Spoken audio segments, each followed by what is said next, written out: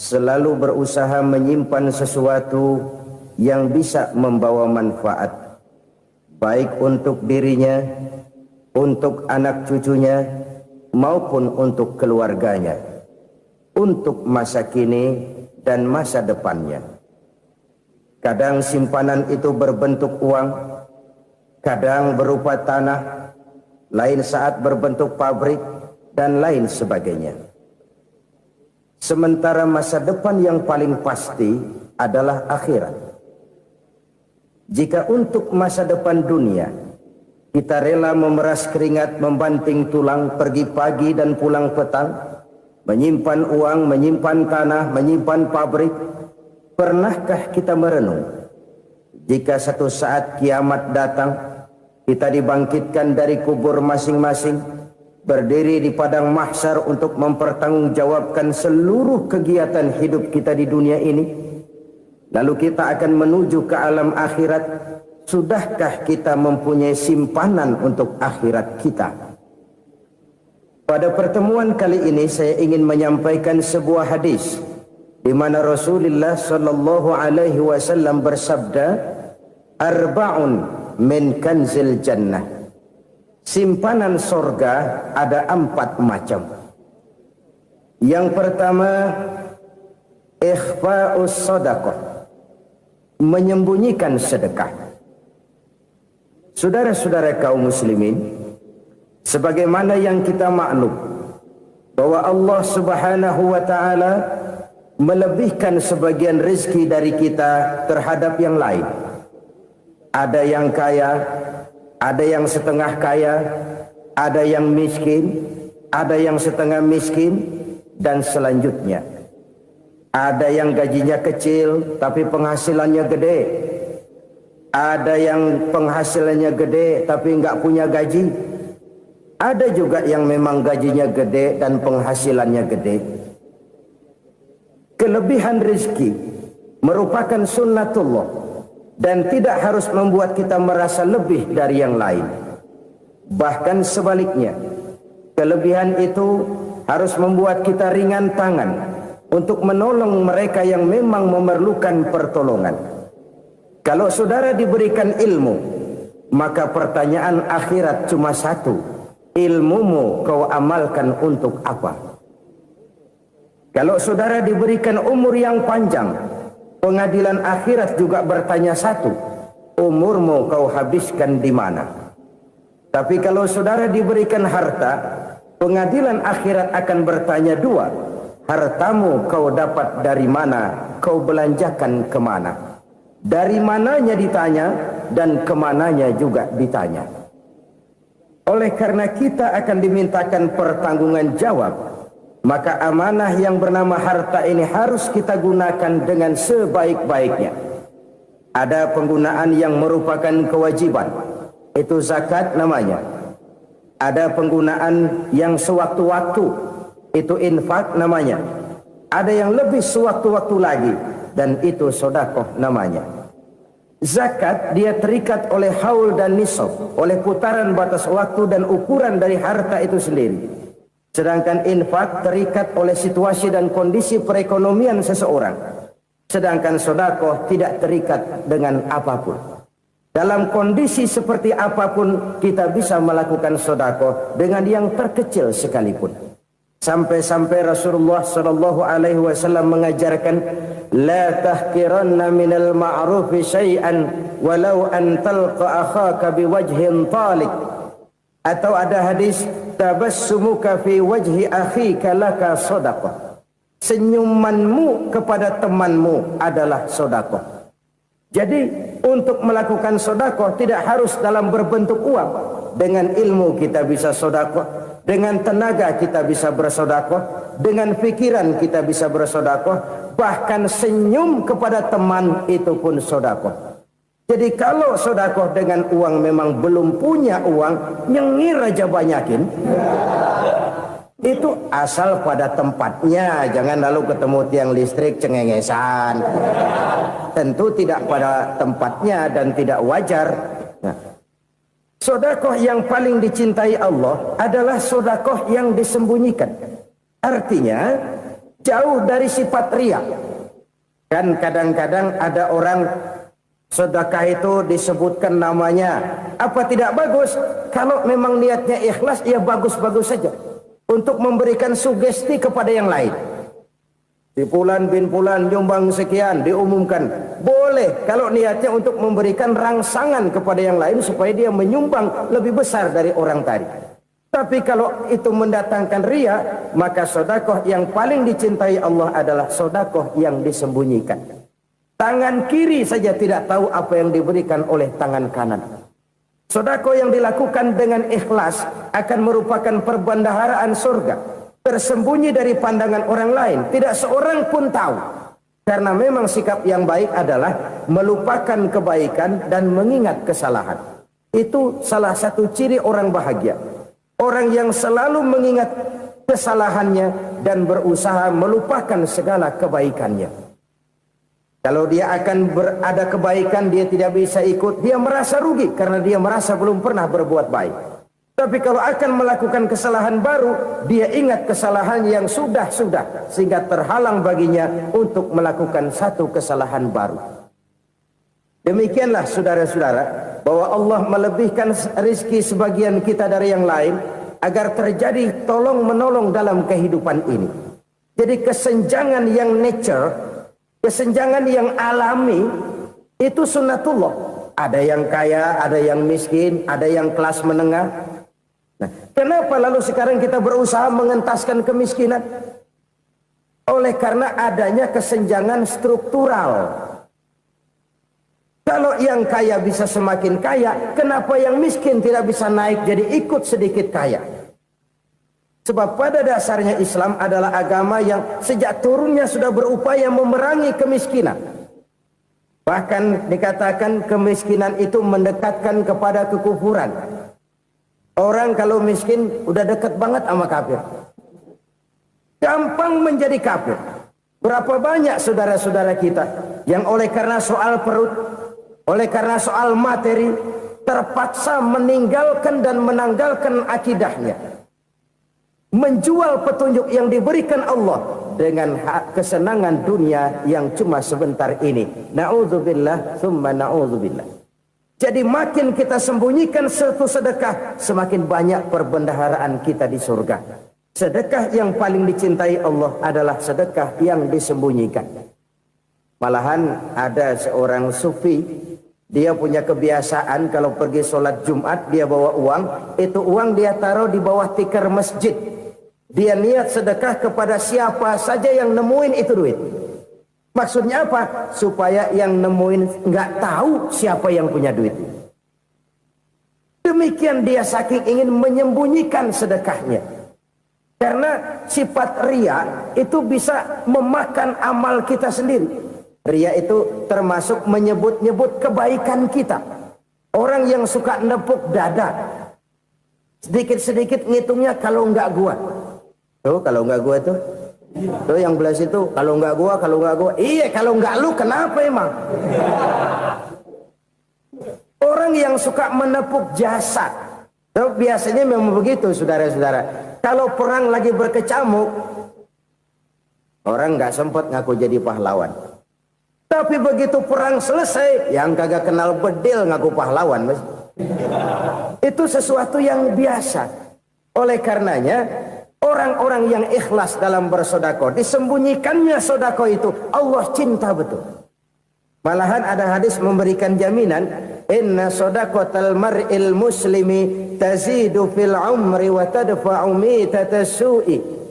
Sesungguhnya sedekahnya seorang mukmin tazidu fil umri, bisa menambah umur panjang, wa tadfa'u mitatas su'i, dan menyelamatkan manusia dari mati secara su'ul khatimah. Jadi siapa yang kepengen panjang umur, banyaklah sedekah. Yang bosan hidup, pelit terus. Sedekah menambah panjang umur dan menyelamatkan manusia dari mati secara su'ul khatimah. Pak, katanya umur itu nggak bisa ditambah, nggak bisa dikurangin. Kapan? Kalau ajal sudah datang. Wa idza jaa ajaluhum la yastakhiruna sa'atan wa la yastakdimun. Kalau ajal datang tidak bisa dimajukan, tidak bisa dimundurkan. Itu kalau ajal sudah datang. Tidak bisa lagi umur ditambah dikurangi, sudah datang. Tapi kalau belum datang, itu kan haknya Allah. Mau ditambah, mau dikurangi, hak prerogatif Allah. Sebagai pencipta manusia, Allah Maha Kuasa dan Maha Mampu. Sedekah ini menambah panjang umur dan menyelamatkan manusia dari mati secara su'ul khatimah. Itu orang mati kan sama ya, kondisinya mati, nggak nafas. Tapi hakikat mati kan lain-lain. Ada yang mati itu husnul khatimah, baik akhirnya. Misalnya lagi ngaji mati, lagi sholat mati, lagi sedekah mati. Ini yang dinamakan dengan husnul khatimah, baik di akhirnya. Sebaliknya ada yang su'ul khatimah, jelek di akhirnya. Ini yang jadi catatan akhir. Lagi nyekek botol, mampus. Lagi banting kartu, modar. Su'ul khatimah, jelek pada akhirnya. Sedekah menyelamatkan manusia dari mati secara su'ul khatimah. Dan kita semua kepengen mendapat husnul khatimah, jauh dari su'ul khatimah. Oleh sebab itu yang bisa menyelamatkan kita dari penyakit itu antara lain adalah sedekah yang disembunyikan, yang dikerjakan dengan ikhlas karena Allah, tidak karena kepengen dipuji orang, tidak karena ingin dikatakan orang pemurah. Sebab orang dermawan itu orang yang memberi tanpa harus diminta. Kalau masih harus diminta, ya belum dermawan namanya, masih harus diminta. Kalau nggak diminta ya tulus, lolos, polos. Saudara-saudara kaum muslimin rahimakumullah. Harta adalah amanat dan akan kita pertanggungjawabkan. Allah melebihkan rizki sebagian kita dari yang lain agar kita saling tolong menolong, bantu membantu. Nabi janjikan siapa yang meringankan beban saudaranya muslim di dunia, Allah akan meringankan bebannya di akhirat nanti. Sebuah jaminan dari baginda Nabi. Si orang yang kita bantu barangkali tidak bisa membalas, Allah yang akan membalas lewat jalan lain yang tidak pernah kita sangka-sangka. Ada orang tanya, Pak, ini ada orang nyumbang masjid sambil marah-marah, bagaimana? Saya bilang sumbangannya aja ambil, marahnya jangan. Marahnya jangan diambil, itu urusan dia. Saudara-saudara kaum muslimin rahimakumullah. Umat Islam ini kan umat yang punya potensi besar. Kadang kita merenung, kenapa kadang-kadang pembangunan masjid kok lambat sekali? Kalau hotel hari ini peletakan pertama, bulan depan peresmian. Supermarket hari ini peletakan batu pertama, minggu depan peresmian. Tapi kalau sudah yang namanya masjid, kadang-kadang peletakan batu pertama sekaligus jadi batu terakhir. 3 tahun, 4 tahun, campur nebar jalak di jalanan, duit dijaring kayak ikan sepat. Apa tidak ada orang Islam yang kaya? Banyak. Apa tidak ada pengusaha muslim yang jadi konglomerat? Ada. Lalu yang belum banyak itu yang komit terhadap nilai-nilai agamanya. Akhirnya kita jatuh jadi umat yang lemah. Belum ada pengusaha konglomerat muslim buka pabrik supermi cap beduk misalnya umpamanya atau pabrik kecap cap sorban supaya identitas keislamannya sedikit kelihatan. Kita jatuh jadi umat yang lemah karena potensi tidak terinventarisir dengan baik. Kita ini ibarat kompor yang cuma matengin nasi orang lain. Potensi kita dimanfaatkan oleh orang lain. Ukhuwah Islamiyah kita baru terbatas kepada silaturahmi. Ukhuwah di bidang ekonomi kita lemah, ukhuwah di bidang kebudayaan kita lemah, apalagi ukhuwah di bidang politik kita lebih rapuh lagi. Padahal ukhuwah itu adalah totalitas kehidupan manusia, menyangkut ipolek sosbud, memerlukan nilai-nilai ukhuwah. Jadi oleh karena itu mari kita menyadari di dalam harta kita, walaupun kita yang cari, pergi pagi, pulang sore, peras keringat, banting tulang, di sana ada harta anak yatim. Di sana ada hak masjid.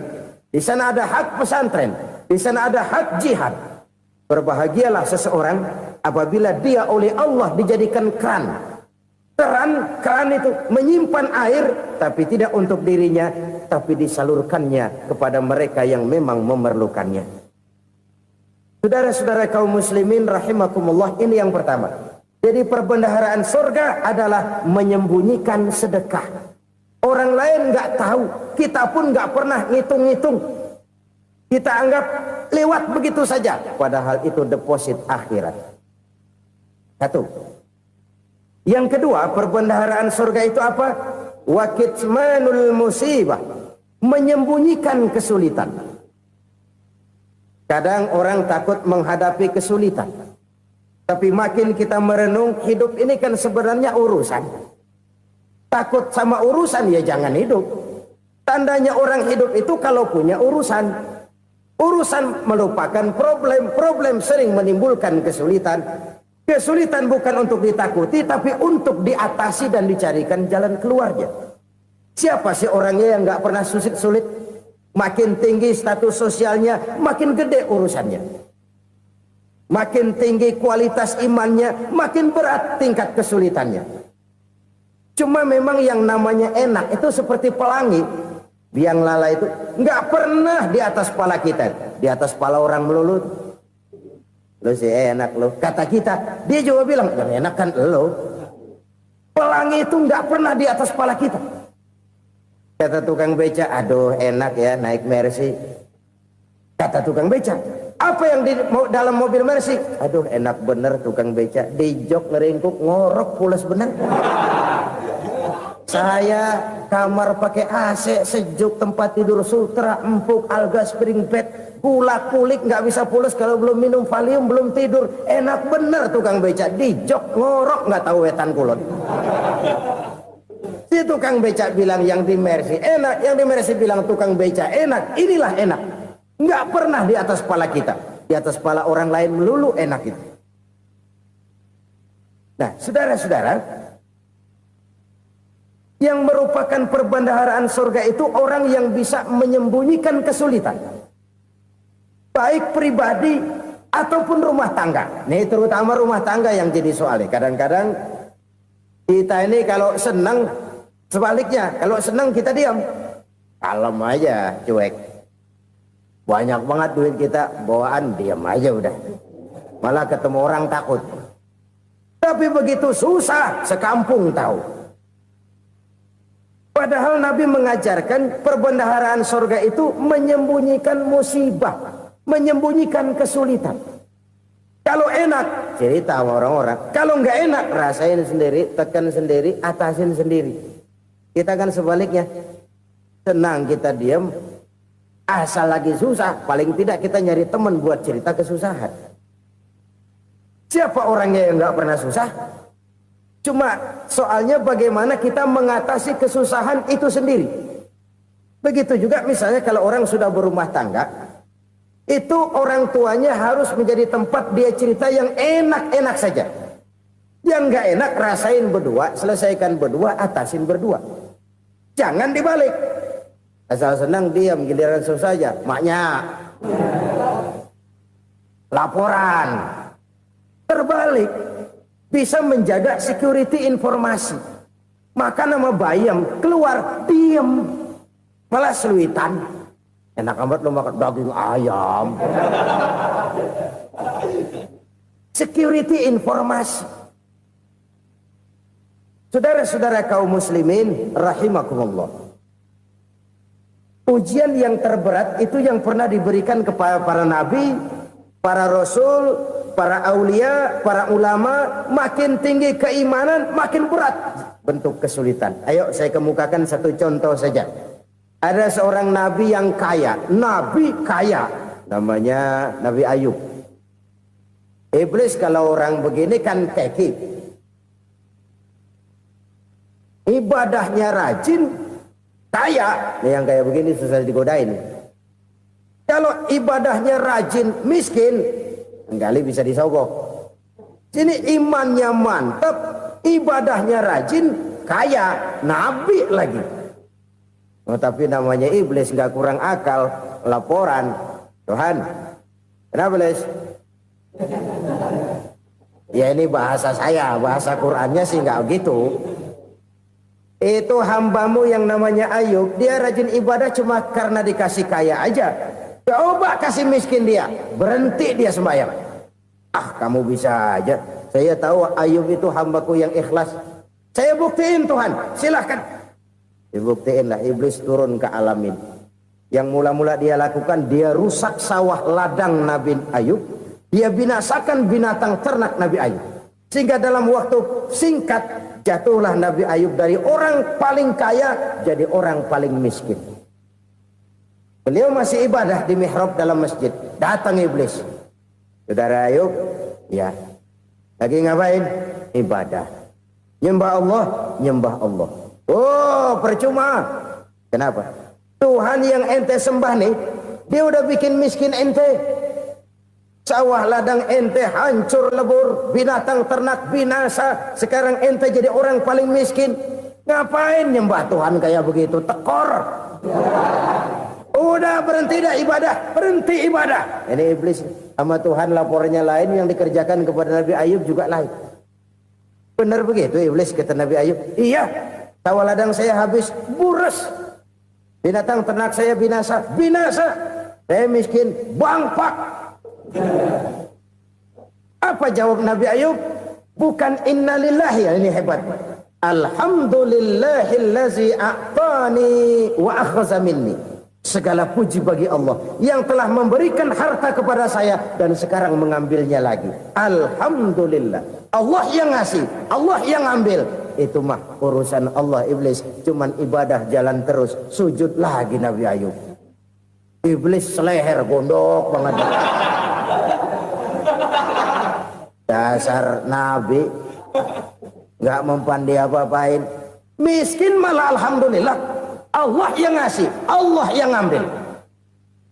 Jadi kalau kita tidak komit, kita tidak terikat kepada kaya, miskin, senang, susah, apa yang bisa bikin kita susah? Jadikan kekayaan, kemiskinan, jadikan senang, susah sebagai anak buah yang bisa kita atur. Jangan kekayaan ngatur kita, jangan kemiskinan ngatur kita. Kita yang harus mengatur mereka. Senang, susah, kaya, miskin, bahagia, sengsara, jadikan itu anak buah yang bisa kita atur. Kalau sekarang kita kaya, lain saat boleh jadi kita miskin, semiskin-miskinnya. Allah yang ngasih, Allah yang ambil. Tenaga mana yang bisa menghalangi? Ibadah jalan terus. Iblis makin gondok. Dasar Nabi loh. Akhirnya apa? Nabi Ayub dikerjain, diberikan penyakit. Demikian fatal penyakitnya. Bayangin, udah miskin sakit. Masya Allah. Miskin sakit. Sakitnya nggak lama, kira-kira 16 tahun. Istrinya 3, 2 mental minta ceraiin. Ngerawatin laki bengek begini. Senang belum tentu, susah udah pasti nih. Cerai aja, cerai dah. Cerai. Tinggal satu Siti Rahmah yang setia menemani beliau. Sesetia-setianya hati perempuan. Satu saat Siti Rahmah bilang, "Bang, iya, abang kan Nabi, Bang. Lalu, namanya Nabi kan doanya jarang meleset, Bang. Maksud kamu minta kenapa sih sama Tuhan biar abang sembuh, baik dah, Bang?" Siti Rahmah, iya. Saya sakit berapa tahun sih dah? 16 tahun, Bang. Sebelum ini saya sehat berapa tahun? Ya kira-kira 60 tahun, Bang. Nah, coba ente banding-bandingin, Rahmah. Saya dikasih sehat 60 tahun, dikasih sakit 16 tahun. Sudah nggak sabar mau doa kepada Allah minta sembuh. Saya malu kepada Allah. Diuji dengan yang luar biasa seperti ini, tidak mengganggu stabilitas kehambaannya. Dia tetap menghamba kepada Allah Subhanahu wa ta'ala. Saudara-saudara kaum muslimin rahimakumullah. Kunci menghadapi kesulitan itu apa? Allah jelaskan dalam satu ayat, wa basyiris sabirin alladzina iza asabathum musibah qalu inna lillahi wa inna ilaihi raji'un. Gembirakan orang-orang yang sabar Siapa mereka itu? Yang apabila mendapat musibah mereka kembali kepada keyakinan dasar, segalanya dari Allah dan segalanya akan kembali kepada Allah. Ini konsepsi dasar dari sikap muslim dalam menghadapi berbagai kesulitan. Segalanya dari Allah, segalanya akan kembali kepada Allah. Kalau ini sudah kondisi dasarnya, maka kita akan lapang menghadapi kenyataan bagaimanapun pahitnya. Apakah itu namanya miskin, apakah itu namanya sakit, bahkan maut sekalipun. Maut sekalipun. Segalanya dari Allah, segalanya akan kembali kepada Allah. Ini sikap hidup, bukan sekedar ucapan. Kita kadang-kadang menjadikannya sebagai ucapan.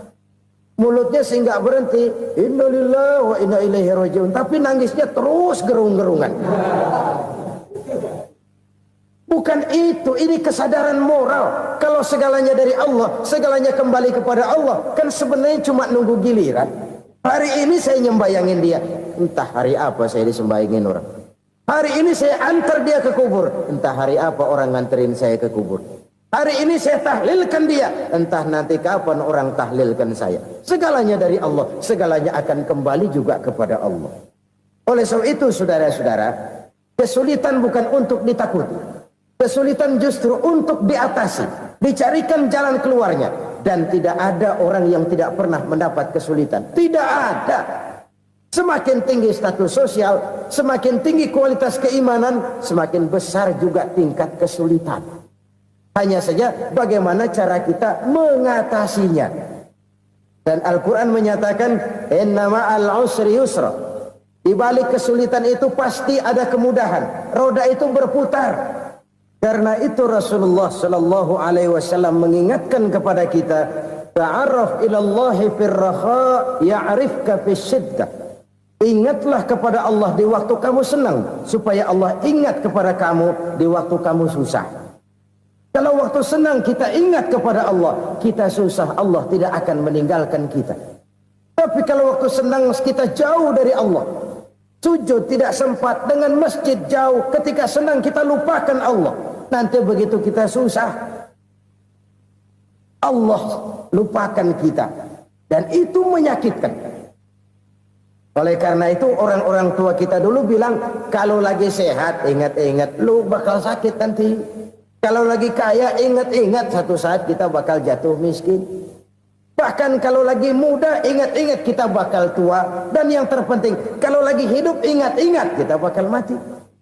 Saudara-saudara kaum muslimin rahimakumullah. Jadi yang kedua yang merupakan perbendaharaan surga, menyembunyikan musibah. Saudara-saudara kaum muslimin rahimakumullah. Hal ketiga yang merupakan perbendaharaan surga adalah wasilatur rahmi. Orang yang suka bersilaturahmi. Sebagaimana yang kita maklum bahwa manusia adalah makhluk yang disebut zon politika. Makhluk sosial yang tidak mungkin hidup sendiri-sendiri. Betapa dan siapapun kita memerlukan orang lain. Bodoh betul manusia kalau tinggal di tengah masyarakat tapi tidak mau bermasyarakat. Merasa hebat sendiri, pintar sendiri, gagah sendiri, kaya sendiri. Mungkin kalau mati juga ngubur sendiri.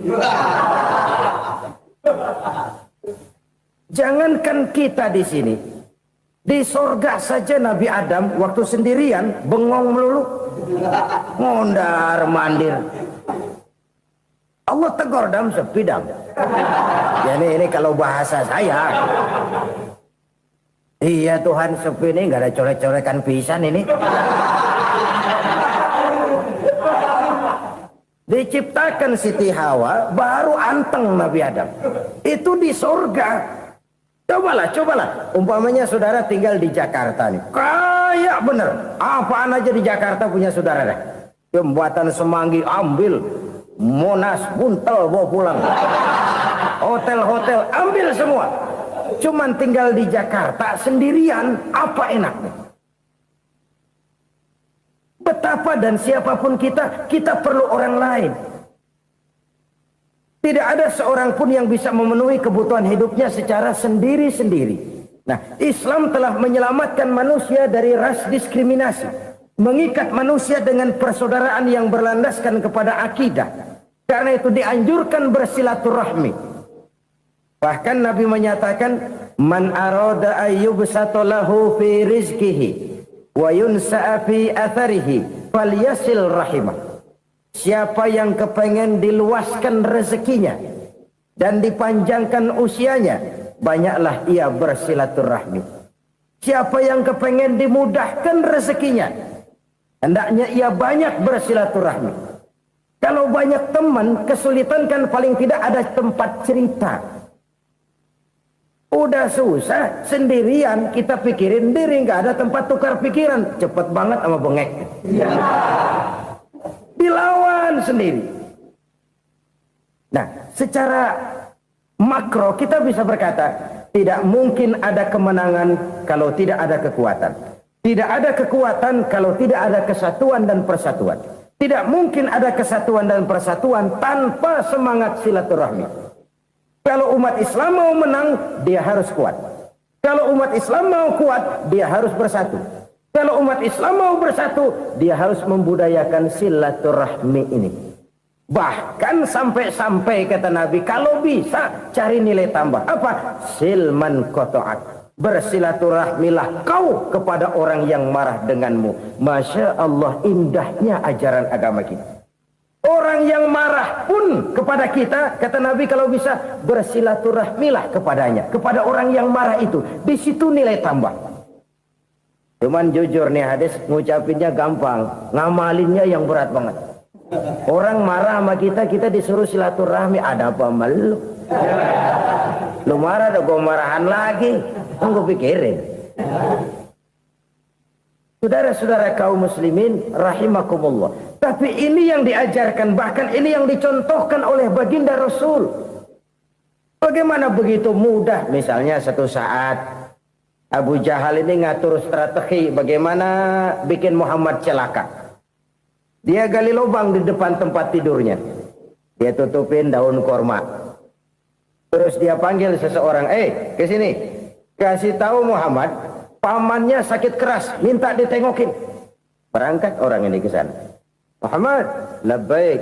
Pamanmu sakit keras, dia minta ditengokin. Baik, saya akan datang menjenguk beliau. Berangkatlah Nabi ke rumah Abu Jahal tanpa prasangka apapun. Abu Jahal udah pasang setil, selimut 3 rangkap setengah dipakai, persis kayak orang meriang. Tapi sembari ngintip dari balik selimut, begitu Muhammad buka pintu, nah masuk perangkap nih. Muhammad jalan menuju tempat pembaringan. Makin lama makin dekat, makin lama makin dekat, makin dekat ke lubang yang dipasang oleh Abu Jahal itu. Dalam hati Abu Jahal, terus dah jatuh, mampus dah lu ini. Mampus lu hari ini nih. Apa yang terjadi? Malaikat Jibril datang. Muhammad, pamanmu cuma pura-pura sakit. Di depan tempat tidurnya ada lubang perangkap supaya kamu jatuh ke situ. Sudah, kamu pulang. Balik kanan Nabi. Sudah hampir jatuh ke lubang, balik kanan, pulang. Bayangin kecewanya Abu Jahal. Muhammad dikit lagi, Muhammad dikit lagi. Enggak paman, saya pulang aja. Emosi bangun dari tempat tidur, enggak sadar kalau lagi pura-pura sakit. Lompat ngejar Nabi, dia lupa dengan lubang yang dia gali. Serak, nyemplung sendiri ke dalam lubang.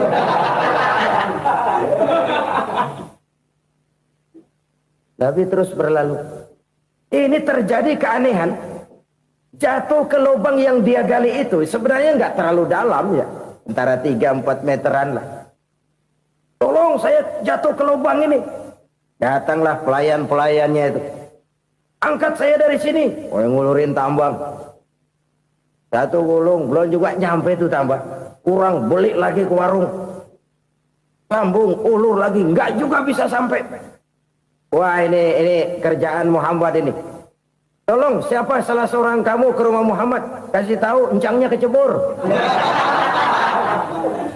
Minta ditolongin. Sampaikan kepada Rasul. Kenapa? Pamanmu jatuh ke lubang, Muhammad minta tolong diangkatin. Tambang udah nyambung-nyambung nggak nyampe juga. Ya, nanti saya datang, saya tolong. Coba. Nyata-nyata orang berniat jahat mau mencelakakan dia. Datang dia menolong. Ini yang disebut air tuba dibalas air susu ya ini. Bukan sebaliknya. Air tuba dibalas air susu. Paman, kecebur ya? Iya Muhammad, tolong ini. Pegang tangan saya. Nabi ulurkan tangannya. Nyampe. Dipegang oleh Abu Jahal. Diangkat ke atas. Sampai atas. Apa kata Abu Jahal? Sihirmu memang hebat Muhammad. Udah ditolongin dikata sihir. Yang enak kita kemplang kan itu orang begitu. Urusan apa? Tapi inilah akhlak. Kalau bisa kamu bersilaturahmilah dengan orang yang marah kepadamu sekalipun. Orang marah kita tetap baik. So, kalau kita berbuat baik sama orang yang memang baik, rasanya sih biasa-biasa aja. Orang baik kita baik lagi, ya draw aja, belum ada nilai tambah di situ. Baru ada nilai tambah kalau kita bisa berbuat baik kepada orang yang nyakitin kita. Itu namanya kita setingkat di atas dia. Dia sakitin kita, kita berbuat baik sama dia. Dia pelit sama kita, kita baik sama dia. Dia marahin kita, kita deketin dia. Di situ kita punya nilai tambah. Jadi siapa yang ingin diluaskan rezekinya kata Nabi dan dipanjangkan umurnya, hendaklah ia banyak-banyak bersilaturahmi. Sederhana sebenarnya silaturahmi, tapi silaturahmi membangkitkan semangat kesatuan dan persatuan. Kesatuan dan persatuan melahirkan kekuatan. Dalam matematika 1 ditambah 1 pasti 2. Tapi di tengah masyarakat 1 orang takut ditambah 1 orang takut, hasilnya jadi 2 orang setengah berani. Kenapa setengah berani? Karena udah berdua. Tadi pan takut sendirian. Kalau dia kumpul turu-turu takutlah jadi berani. Kita yang lemah, kita yang tidak berdaya, kita yang miskin, kalau mau kompak bersatu, apa yang nggak bisa kita kerjain? Apalagi tinggal di kota besar, pilihan cuma 2. Bertahan atau minggir. Bertahan atau minggir. Untuk bisa bertahan harus mampu bersaing. Untuk mampu bersaing harus punya keahlian. Keahlian harus ditunjang dengan pendidikan, ditambah oleh kekompakan sebagai umat. Udah miskin mencar mulu, orang injak kita. Orang nggak pandang urusan apa malu. Oleh karena itu silaturahmi pada hakikatnya merupakan roh dari ukhuwah yang diajarkan oleh agama kita. Bagaimana Islam menyelamatkan masyarakat manusia dari ras diskriminasi, mengikat manusia, dan tidak ada persaudaraan yang lebih indah selain persaudaraan yang diikat dengan nilai-nilai akidah. Sepanjang orang di jalan Allah, itulah saudara kita. Keluar dia dari jalan Allah, selesailah persaudaraan sampai di situ. Karena itu, kalau ingin menyimpan sesuatu di surga, banyaklah bersilaturahmi. Datang ke rumah ini, datang ke rumah itu, dan lain sebagainya. Itu simpanan kita di akhirat nanti. Ini yang ketiga. Saudara-saudara, yang keempat, perbendaharaan surga itu apa? Wa qawlu la hawla wa la quwwata illa billah. Ucapan la hawla wa la quwwata illa billah. Ibadah kan ada yang berat, modalnya besar. Bangun masjid berat, modalnya besar. Bangun rumah sakit berat, modalnya besar. Ada ibadah yang berat, tapi modalnya ringan. Misalnya puasa. Puasa itu berat, mengendalikan nafsu. Kalau sekedar nggak makan nggak minum sih enteng, mengendalikan nafsu. Itu jihad terbesar, tapi kan modalnya ringan, cuma niat saja. Ini ibadah berat, modalnya ringan. Ada ibadah yang ringan, modalnya juga enteng. Seperti termasuk ucapan la haula wa la quwwata illa billah. Tanpa sadar, la haula wa la quwwata illa billah. Nyelengin tuh di surga. Nyelengin, kita nggak terasa, nyelengin simpenan akhirat. La haula wa la quwwata illa billah. Nyimpan lagi. Kaget, la haula wa la quwata illa billah, nyimpan lagi, banyak simpanan. Walaupun sebenarnya yang dimaksud di sini adalah kesadaran batin bahwa tidak ada daya dan kekuatan kecuali Allah. Itu intinya. Kita memulai pekerjaan disunahkan baca bismillah, kan begitu. Apa itu? Kesadaran moral Bahwa ini saya bisa kerjakan. Saya kerjakan ini dengan menyebut nama Allah. Kenapa? Kalau Allah tidak memberikan daya dan kekuatan, mana mampu saya kerjakan ini. Maka saya kerjakan ini dengan menyebut nama Allah. Bismillah. Kesadaran moral. Manusia hanya wajib berusaha, tapi nggak pernah wajib berhasil. Banyak hal-hal yang kalau kita renungkan secara rasio nggak mungkin. Tapi jadi kenyataan. La haula wa la quwata illa billah. Tidak ada daya dan kekuatan kecuali bagi Allah semata-mata. Kesadaran moral akan kelemahan dan keterbatasan makhluk bernama manusia. Kadang kita kagum dengan otak, tapi kita sering lupa sama yang bikin otak. Padahal bagaimanapun hebatnya otak, yang bikin otak pasti lebih hebat dari otak. Nggak percaya, silahkan otak-otakan. Inilah kecenderungan. Kita kagum dengan pesawat-pesawat mutakhir, bukan main besi gede banget terbang itu. Alangkah hebatnya. Lalu apa yang bikin otak tidak lebih hebat dari itu semua? Kita puji laut. Apa yang bikin laut tidak lebih hebat dari laut itu? La haula wa la quwata illa billah. Tidak ada daya dan kekuatan kecuali Allah. Apa yang bisa kita lakukan kalau tidak karena daya dan kemampuan yang diberikan oleh Allah kepada kita? Lahirlah sikap tawadu, rendah hati, tidak melonjak menjadi angkuh dan sombong, sadar akan kelemahan dan keterbatasan diri. Sebagai makhluk yang diciptakan oleh Allah Subhanahu wa taala. Jadi satu sisi ini ucapan yang berpahala, la haula, jadi wiridan. Pada sisi lain ini kesadaran moral, sikap mental, kesadaran batin bahwa yang punya daya dan kekuatan itu cuma Allah. Kita nggak pantas untuk sombong, sebab sombong itu pakaiannya Allah. Kita nggak sedang pakai pakaian Allah, kegedean. Dan makin kita renungi, makin terbentur. Apa sih yang bisa kita sombongin? Kita mau sombong apa? Kaya, pintar, itu kan semua relatif. Di atas langit masih ada langit lagi. Jadi oleh karenanya, marilah kita menyadari. Manusia hanya wajib berusaha, tapi tidak pernah wajib berhasil. Yang berusaha saja tidak wajib berhasil, apalagi yang tidak berusaha. Islam bukan agama orang pemalas yang selesai sholat lalu ngelohom, nggelenggem ayem-ayem. Tapi Islam bukan agama orang sombong yang setelah berusaha lalu tidak memerlukan Allah. Kita bisa saja bikin proyeksi, tahun sekian kita bakal panen besar menurut perhitungan otak. Tapi ada kejadian lain. Apa? Tikus ngambek. Habis itu dimakanin tikus, panen gagal.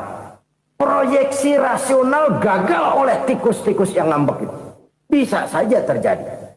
Tahun depan kita panen besar, urung. Kenapa? Musim panas panjang. Dan sekarang ini koran-koran bikin berita musim mengalami penyelewengan. Bukan cuma manusia yang nyeleweng sekarang. Musim pakai nyeleweng. Mestinya kan musim hujan udah selesai, masih hujan-hujan juga. Musim. Nah sekarang kita boleh bikin proyeksi, kita bakal panen besar. Tahu-tahu musim panas panjang, sawah retak, air kering. Cari teknokrat yang paling botak, suruh pendekin tuh musim panas. La haula wa la quwata illa billah. Inilah kesadaran moral. Saudara, saya teringat satu saat ada seorang konglomerat. Umurnya ya kira-kira 70-an. Satu saat dia ditanya oleh wartawan, "Pak, umur Bapak berapa sih?" "Ya paling 10 tahun." 10 tahun? 10 tahun? Anak Bapak berapa orang? Aduh. Satu saja? Satu. Harta Bapak berapa? Ya paling-paling bangsa 7 juta kali. 7 juta? Iya. Pak, kenapa Bapak bohongi saya? Bapak punya buku biografi. Koran-koran, majalah-majalah banyak memuat cerita riwayat hidup Bapak. Saya tahu umur Bapak 70. Kenapa bilang cuma 7 tahun? Saya tahu anak Bapak 8. Kenapa cuma bilang 1? Saya tahu harta bapak miliaran, mungkin triliunan, pabrik di mana-mana, bank di mana-mana. Kenapa bilang uang bapak cuma 7 juta? Nah, kata si konglomerat tadi, kamu benar nak, kamu benar. Umur saya kalau jumlahnya memang 70 nak. Cuman ingat-ingat saya, baru 7 tahun terakhir ini saya sujud. Baru 7 tahun terakhir ini saya berusaha dekat dengan Allah. Saya laksanakan perintahnya, saya jauhi larangannya. 7 tahun inilah rasanya yang ada nilainya di hadapan Allah. Yang 63 tahun matong, kelabu, kelem umur gue. Habis untuk maksiat, untuk munkarat. Maka ketika ditanya tadi, umur saya 7 tahun itu. Oh begitu Pak. Oh iya. Lalu anak Pak. Anak bapak kan 8. Kenapa bilang cuma 1? Nah, kalau jumlah hitungannya memang anak saya 8. Tapi dari 8 orang ini rasanya cuma 1 nih. Yang bakal jadi buah hati, belahan jantung. Pelanjut cerita, penerus sejarah. Bakal jadi anak soleh yang akan mendoakan saya. Cuma 1 rasanya anak saya ini yang bakal jadi buah hati saya. Besar-besaran saya. Yang akan mendoakan di kubur saya. Yang akan mendoakan di akhirat saya. Yang 7 orang mana, Masya Allah, yang atu tenggeng, yang atu nyekek botol lolo, yang atu nggak karu-karuan. Makanya saya bilang 1 anak saya yang akan bisa mendoakan saya. Oh begitu Pak. Iya. Nah harta Pak, harta Bapak kan triliunan, pabrik Bapak di mana-mana, uang Bapak hampir di tiap bank-bank besar. Kenapa bilang cuma 7 juta? Betul kau nak. Harta saya kalau jumlahnya memang miliaran, triliunan mungkin. Tapi yang saya ingat baru 7 juta tuh yang saya belanjakan di jalan Allah. Saya nyumbang masjid, saya santuni yatim piatu, saya bantu pembangunan pesantren, saya bantu pembangunan rumah sakit Islam. Itu yang akan saya bawa pulang ke akhirat, yang 7 juta itu. Yang triliunan itu nanti akan diperebutkan oleh anak-anak saya sebagai waris saya. Jadi harta saya 7 juta itu yang bakal nemenin saya di akhirat. Yang akan saya bawa pulang jadi teman saya. Saudara-saudara kaum muslimin, jangan-jangan orang tua itu adalah kita-kita ini. Jangan-jangan kita-kita ini adalah orang tua itu.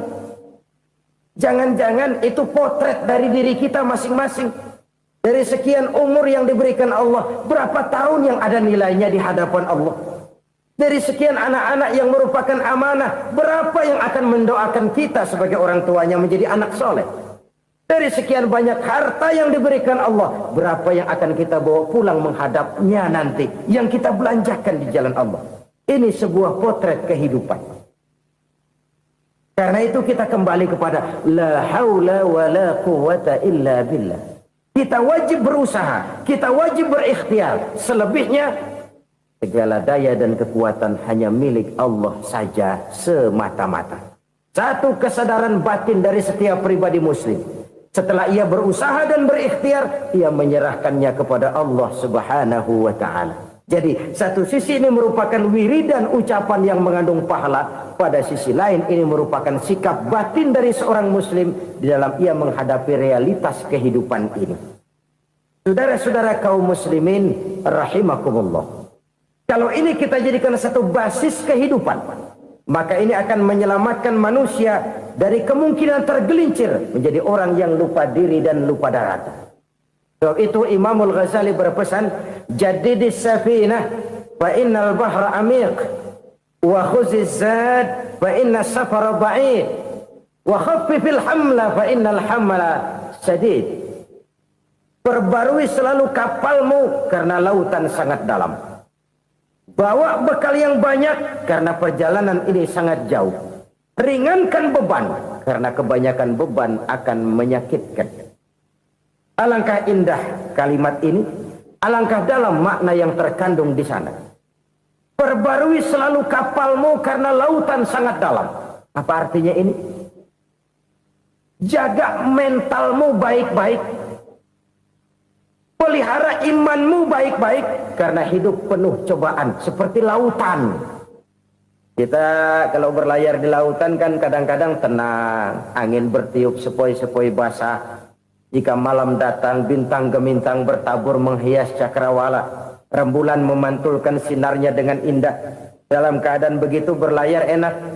Tapi lain saat ombak menggunung, halilintar menyambar, angin topan bertiup. Berapa banyak sudah saudara-saudara kita yang tenggelam di lautan dunia tanpa sadar bahwa dia belum sampai kepada pantai yang akan dituju. Berapa banyak sudah saudara-saudara kita yang tenggelam di lautan dunia ini tanpa sempat bangkit lagi. Dia menyangka sudah sampai kepada tujuannya. Hati-hati kapal jangan sampai bocor karena lautan sangat dalam. Iman ini jaga baik-baik karena hidup penuh dengan ujian. Wa khuzizat fa inna safar ba'id. Bawa bekal yang banyak karena perjalanan sangat jauh.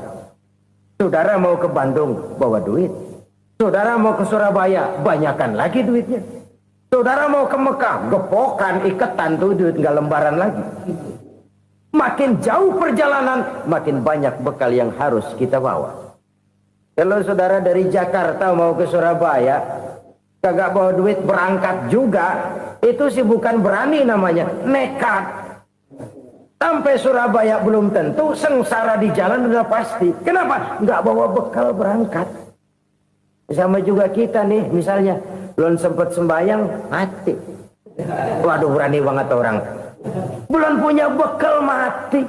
Sengsara di jalan. Atau bekal tidak cukup.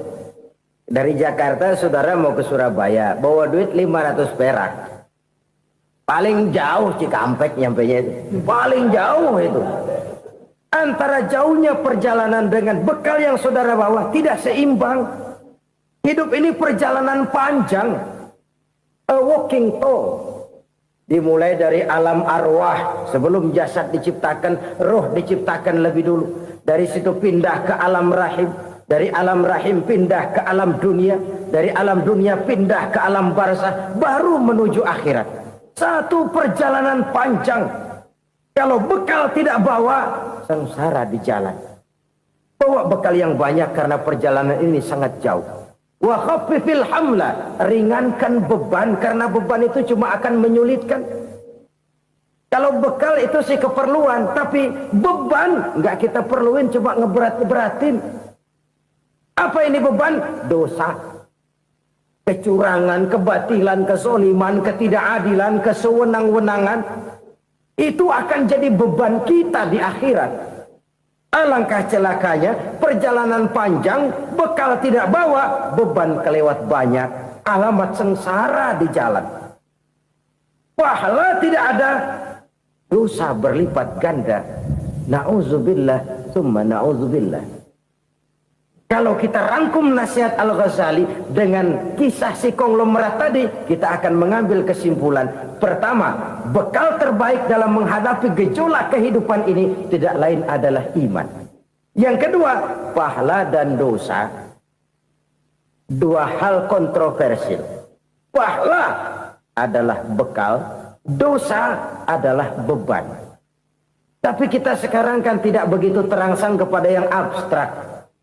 Orang berlomba mencari yang konkret-konkret saja. Yang real. Kalau memang dosa, benjol dong. Kira-kira begitu. Kira-kira begitu. Persis orang Yahudi dulu. Orang Yahudi itu kan pernah minta kepada Nabi Musa. Ya Musa, lan nu'mina laka hatta narallaha jahrah.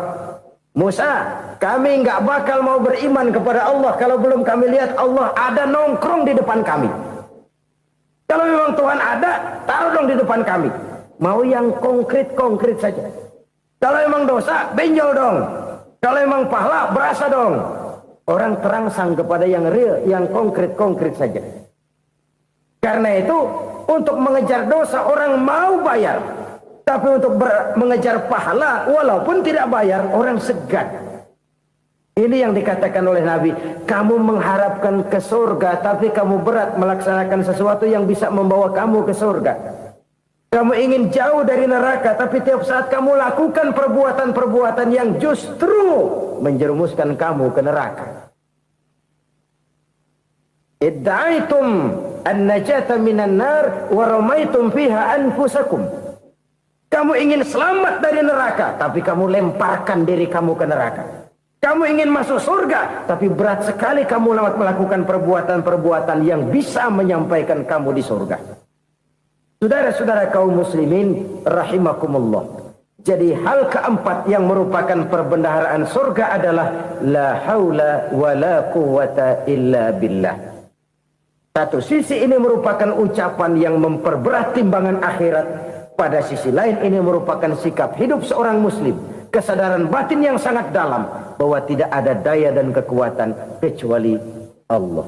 Dan itu kita simbolkan pada saat memulai pekerjaan dengan Bismillah. Dengan menyebut nama Allah. Satu kesadaran moral. Saya hanya bisa melakukan ini karena diberikan daya dan kekuatan oleh Allah. Lahirlah sikap tawadu, rendah hati, tidak melonjak menjadi angkuh dan sombong. Saudara-saudara, sampai sini dulu jumpa kita kali ini. Semoga 4 perbendaharaan surga ini dapat kita lakukan, yang kelak akan merupakan bekal kita di kemudian hari nanti. Amin ya rabbal alamin. Bapak-bapak, ibu-ibu, saudara-saudara kaum muslimin rahimakumullah. Di dalam kehidupan kita sebagai seorang muslim, minimal 5 kali dalam sehari semalam kita mendengar seruan untuk mendirikan solat yang disebut azan. Ada kalimat menarik di dalam kalimat azan itu, yakni seruan hayya 'alal falah, marilah menuju kepada keberuntungan, marilah meraih kemenangan. Seruan ini adalah kecenderungan dari setiap manusia, apapun warna kulitnya. Artinya, setiap orang dalam hidup selalu ingin meraih dan mencari kemenangan. Kemenangan akan melahirkan kepuasan batin, dan kepuasan batin memberikan kebahagiaan. Sedangkan kekalahan melahirkan penderitaan batin, dan penderitaan batin menjerumuskan seseorang di dalam berbagai bentuk kerugian. Jikalau inilah seruan azan, maka masalahnya ialah apa yang menyebabkan kita meraih kemenangan. Al-Quranul Karim memberikan tuntunan dan ajaran kepada kita bahwa orang-orang yang memperoleh kemenangan itu tidak lain adalah orang-orang yang bertakwa. Hanyalah mereka yang bertakwa kepada Allah Subhanahu wa ta'ala pada akhirnya akan tampil sebagai pemenang. Lalu siapa orang yang bertakwa itu? Dijelaskan dalam awal-awal Al-Baqarah. Orang yang bertakwa yang akan meraih kemenangan, pertama, allazina yu'minuna bil ghaib, yaitu orang-orang yang beriman kepada yang gaib. Percaya bahwa ada alam yang gaib, alam yang abstrak, alam yang tidak bisa dijangkau oleh salah satu daripada panca indera kita. Mereka percaya dan beriman kepada adanya malaikat, beriman kepada adanya iblis dan jin, beriman kepada adanya alam kubur, beriman kepada adanya alam mahsyar, beriman kepada adanya alam akhirat, beriman kepada adanya surga dan neraka. Beriman bukan cuma sekedar beriman dalam ucapan bibir saja, tetapi beriman yang nilai iman itu mampu mewarnai gerak dan gaya hidupnya.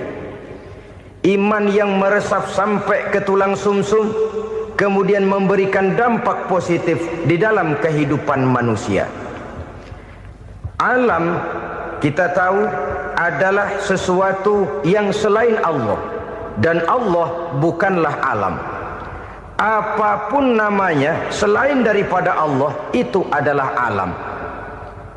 Alam pada hakikatnya terbagi menjadi 2. Ada alam syahadah, alam nyata, alam konkret, alam yang bisa dijangkau oleh salah satu indera kita. Kemudian ada alam ghaib, alam yang tidak bisa dijangkau oleh panca indera kita, alam metafisika, alam abstrak, alam yang wajib kita imani keberadaannya. Kita percaya bahwa malaikat itu ada. Kita percaya kepada jin, bahwa jin itu ada.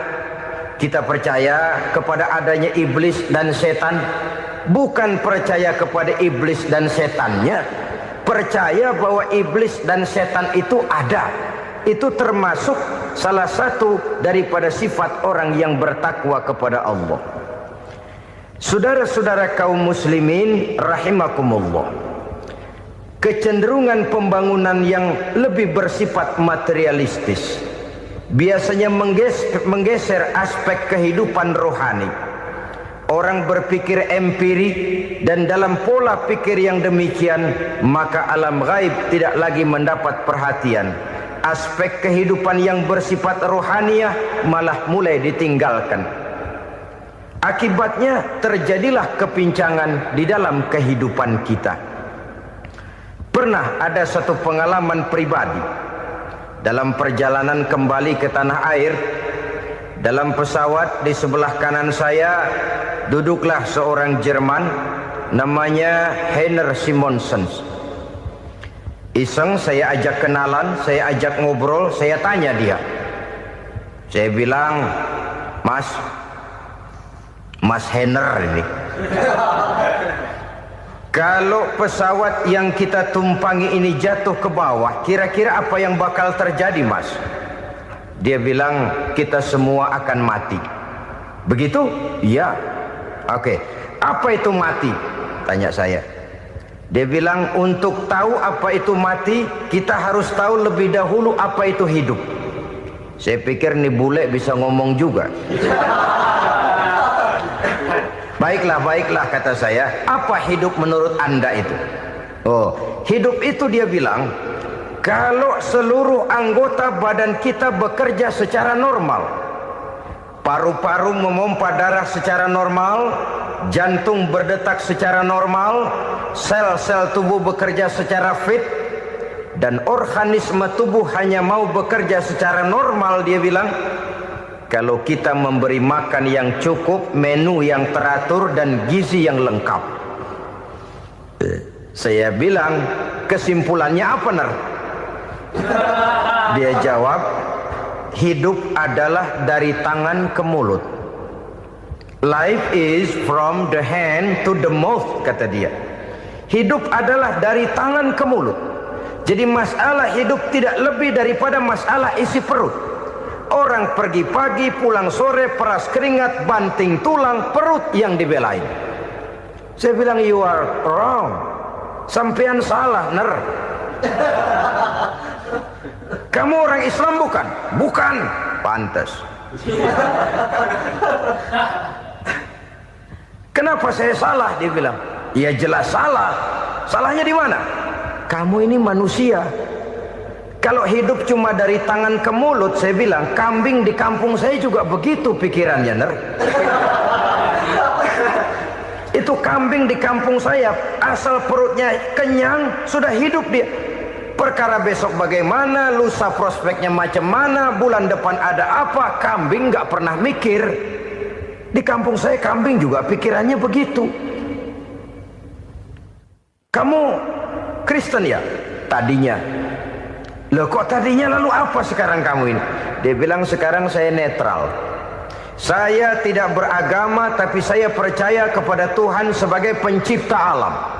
Saya ingat benar dia bilang, I haven't any religious, but I believe to God as the creator of the world. Kenapa bisa netral begitu, Ner? Habis saya bingung katanya. Islam bilang Islam baik, Kristen bilang Kristen baik, Hindu Buddha bilang Hindu Buddha baik, semua agama baik. Saya netral sekalian, nggak beragama. Yang penting saya percaya kepada Tuhan.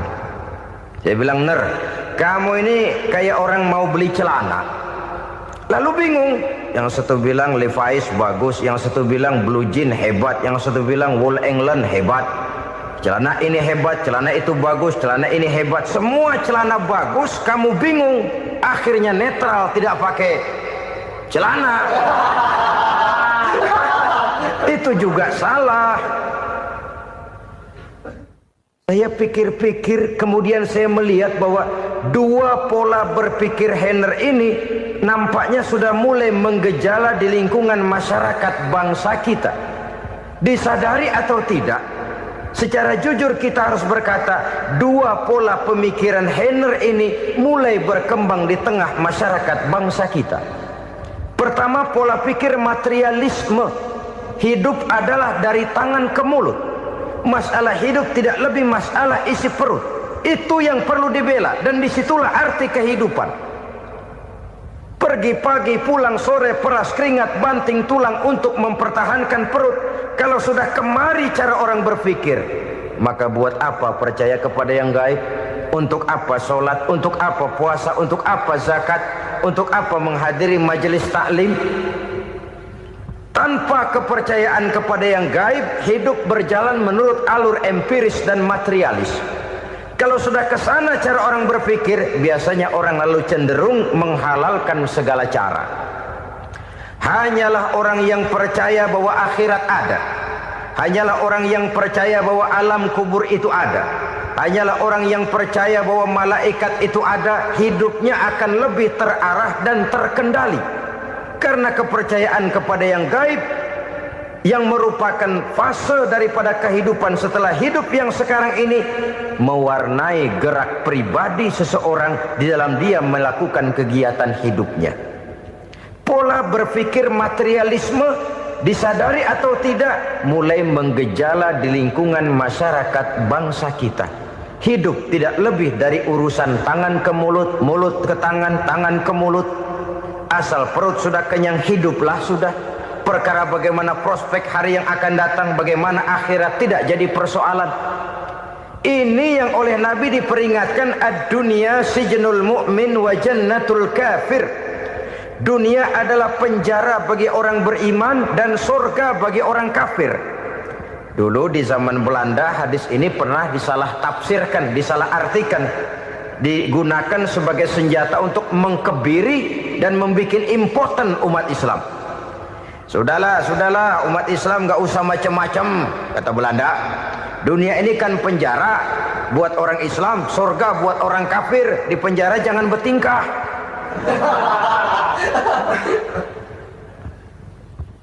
Pengertiannya tidak begitu. Dunia adalah penjara bagi orang mukmin. Artinya dalam kehidupan dunia seorang mukmin tidak bebas memperturutkan hawa nafsunya. Di penjara hawa nafsunya itu. Sebaliknya surga bagi orang-orang kafir. Buat orang kafir surgalah dunia ini. Mereka bebas memperturutkan hawa nafsunya. Dilarang tidak terlarang, dicegah pun tidak tercegah. Mereka hidup menurut alur bisikan nafsu mereka sendiri.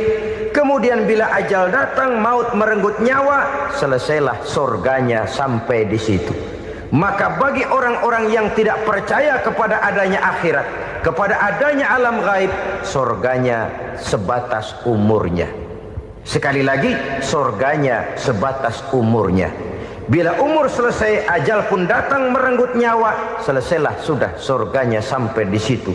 Alangkah pendeknya perjalanan orang-orang yang tidak percaya kepada alam gaib ini.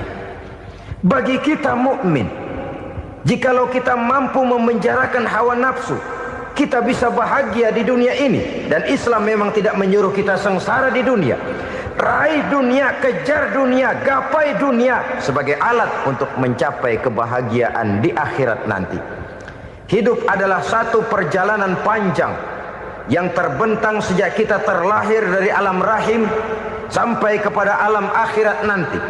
Andai kata kita gagal meraih kebahagiaan di dunia, toh kita masih punya akhirat. Tapi jangan jadi dalil yang melemahkan semangat. Biarin dah kita di dunia kebelangsak, yang penting akhirat. Akhirnya dunia benar-benar kebelangsak. Bagaimana dunia ini bisa kita raih, dan bagaimana meraih dunia untuk menunjang kepentingan akhirat nanti. Yang kedua dari pikiran Henner yang saya lihat menggejala di lingkungan masyarakat bangsa kita, timbulnya manusia-manusia netral. Seolah-olah Tuhan yes, agama no. Sama Tuhan percaya, agama ogah. Tuhan ngangguk, giliran agama godeng. Padahal hampir dalam setiap ayat dalam Quran kata-kata amanu biasanya bergandeng dengan wa amilus sholihat, iman dan amal soleh. Ini sebagai isyarat Tuhan dan agama jangan pernah dipisah-pisah. Apabila kita bertuhan, maka kita harus beragama. Apabila kita beragama, maka agama itu harus bersumberkan dari Tuhan yang kita imani itu. Tidak mungkin kita pisah, Tuhan yes, agama no. Sama Tuhan percaya tapi agama bikin sendiri. Sembayangnya cukup bengong 2 jam madep mulon.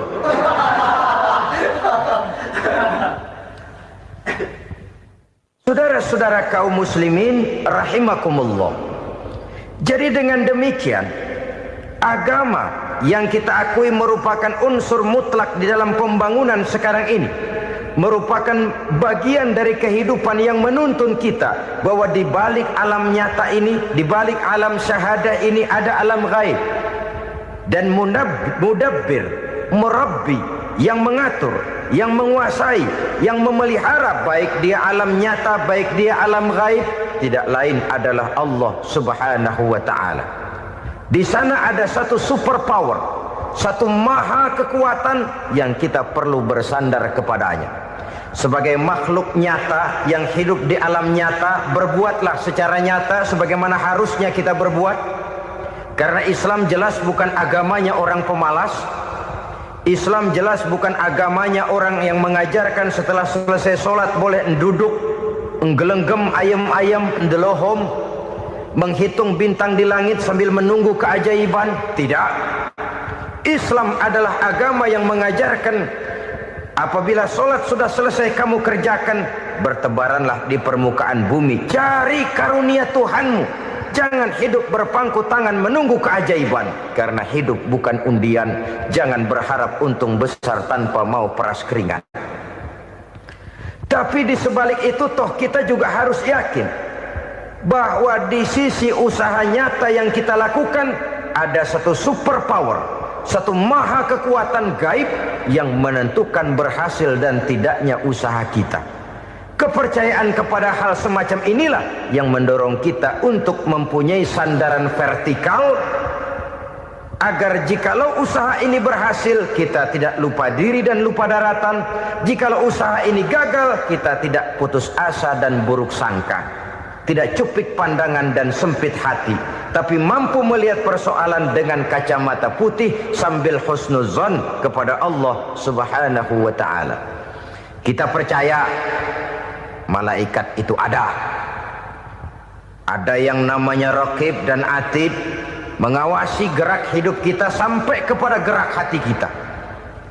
Ini memberikan sugesti agar kita berhati-hati, tidak sejengkal tanah pun kita bisa berlindung dari pengawasan raqib dan atid. Ada munkar nakir yang akan menyoal kita di alam kubur. Ada malaikat Malik, penjaga neraka. Ada malaikat Ridwan yang menjaga surga. Kita percaya kepada adanya jin, kita percaya kepada adanya setan, iblis. Percaya kepada adanya, bukan mempercayai si setan, si iblis lalu menjadikannya sebagai teman. Tidak. Percaya bahwa mereka itu ada dan merupakan makhluk Allah yang gaib yang diciptakan Allah Azza wa Jalla. Kepercayaan kepada alam gaib memberikan motivasi terhadap gerak lahir manusia, sehingga dengan motivasi kepercayaan kepada yang gaib, gerak lahir jadi lebih terarah, jadi lebih terpelihara. Pernah seseorang bertanya, "Pak, apakah adanya akhirat bisa dibuktikan secara ilmiah?" Saya bilang tidak bisa, tidak bisa. Kenapa? Karena yang berangkat nggak pernah pulang kembali lagi. Kalau dia pulang kemari bisa kita tanya bagaimana enak di sono.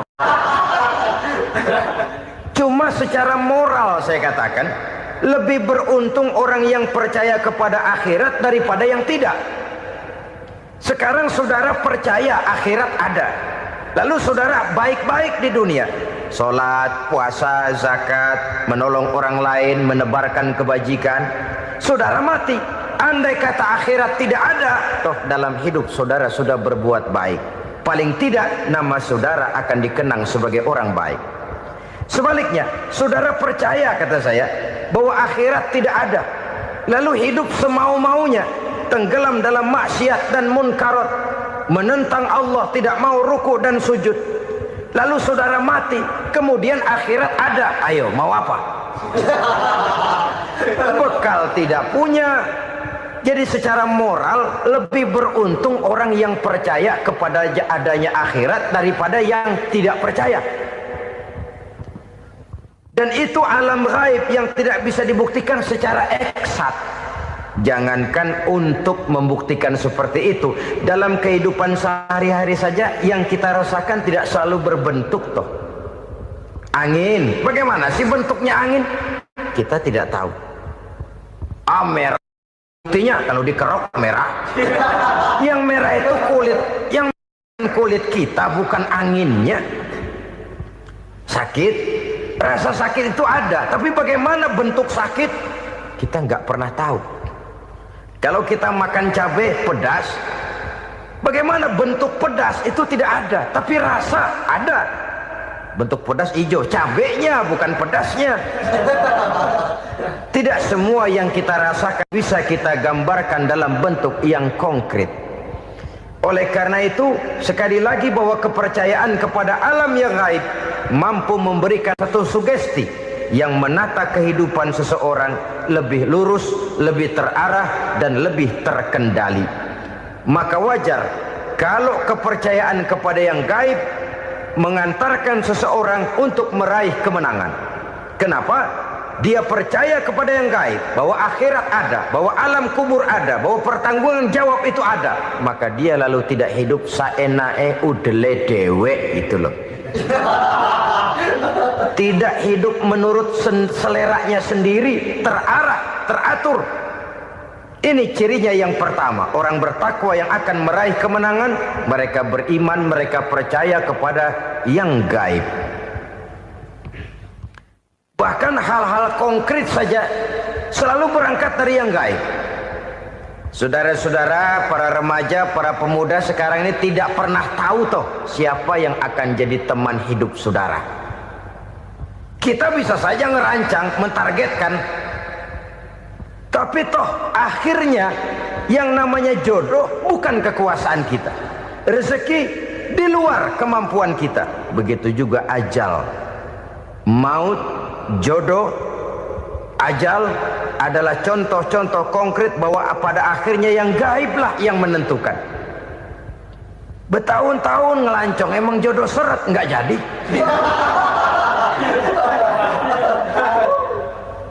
Begitu kenal baru setengah malam nginep ditangkap hansip kan. Hal-hal semacam itu kadang-kadang kita berpikir suuzon, gile, perempuannya cakep banget, lakinya rebek amat. Memang begitulah jodohnya. Memang begitulah jodohnya. Saudara hadirin ma'asyiral muslimin yang saya hormati, jadi hal-hal yang konkret saja kita yakini sepenuhnya ditentukan oleh satu superpower yang gaib itu tadi. Dari sanalah segala ketentuan itu berangkat dan kesanalah segalanya akan kembali.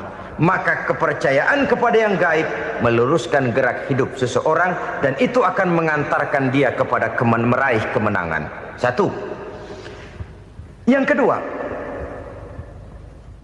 wa yuqimuna shalah. Orang bertakwa yang akan meraih kemenangan itu adalah orang-orang yang mendirikan sholat. Kenapa sholat mengantarkan orang untuk meraih kemenangan? Yang jelas, inna sholata tanha anil fahsya'i wal munkar. Sholat mampu mencegah manusia dari perbuatan keji dan munkar. Banyak filsafat hidup yang terkandung di dalam sholat ini. Sejak kita wudhu sampai kita menghadap ke arah kiblat, sampai kita melakukan gerak-gerak sholat, bacaan-bacaan yang ada di dalam sholat, lalu sampai kepada mengucapkan salam. Banyak filsafat hidup yang terkandung di dalam sholat. Umpamanya saja, Setelah takbiratul ihram, mulai kita dengan sholat dalam posisi berdiri. Diajarkan dalam kitab-kitab fikih agar kita melihat ke arah tempat sujud. Ini kan filsafat kehidupan. Kalau kamu sholat dalam posisi berdiri, lihat tempat sujud. Jangan sholat mata jelalatan, sebab nanti bisa mengurangi kekhusyuan.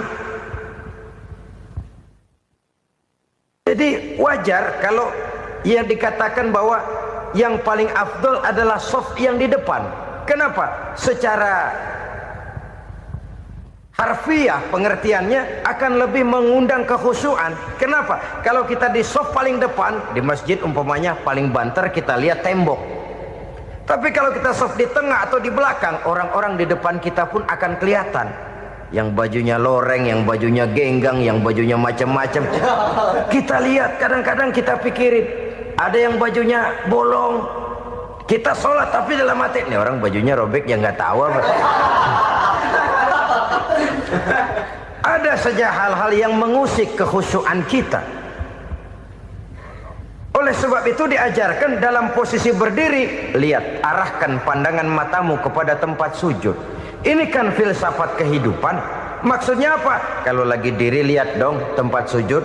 Kalau udah di atas, ingat dong sama yang bawah. Kalau sudah tinggi, ingat dong dari mana kamu berangkat. Kalau sudah berkuasa, bantu dong yang lemah. Kalau sudah kaya, santuni dong yang miskin. Kalau sudah alim, bimbing dong yang awam. Ini filsafat kehidupan. Dalam posisi berdiri, kau lihat tempat sujud. Ini akan melahirkan kepekaan sosial, di mana seseorang mau tahu kepada orang lainnya. Bagaimanapun kaya kita, tinggi pangkat dan jabatan kita, jikalau hidup hanya untuk kepentingan perut sendiri saja, rasanya belum membawa manfaat di dalam kehidupan kita. Tapi efek yang tertinggi sesungguhnya, sholat mencegah manusia dari perbuatan keji dan munkar. Perbuatan keji dan munkar, walaupun kelihatannya mendatangkan uang, membawa keuntungan, tapi itu keuntungan semu, keuntungan sementara. Dengan menipu orang lain kita bisa dapat untung, tapi tidak membawa berkah. Dan itu adalah kerugian besar dalam kehidupan kita. Maka untuk meraih kemenangan, harus dimulai dengan membentuk kepribadian yang tegar, memiliki sandaran vertikal yang langsung kepada Allah Subhanahu wa ta'ala. Dan itu hanya bisa kita tempuh melalui jalur ibadah formal yang sudah ditentukan Allah, yakni sholat yang 5 waktu.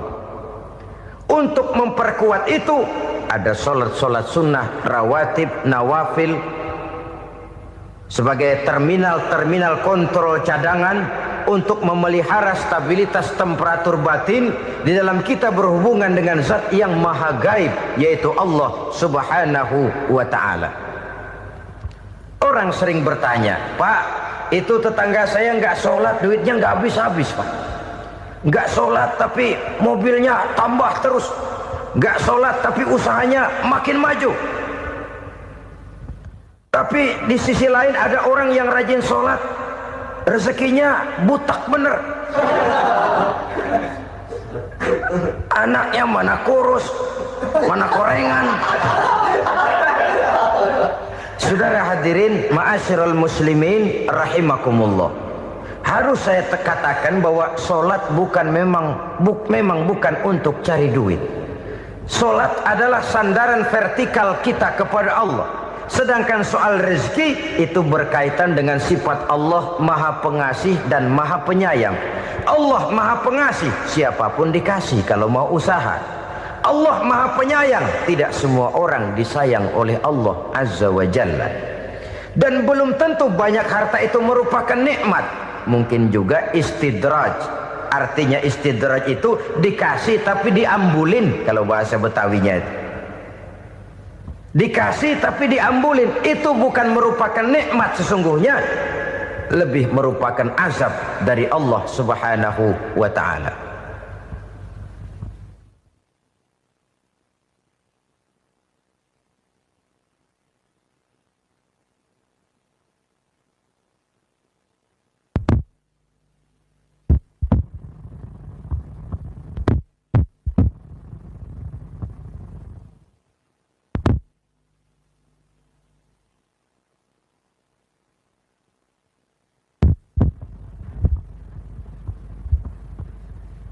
agama mempunyai sistem solat.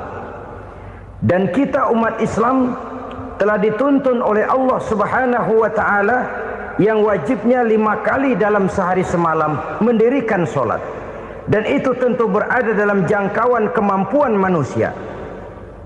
Pada awalnya barangkali kita memang merasa solat itu satu kewajiban.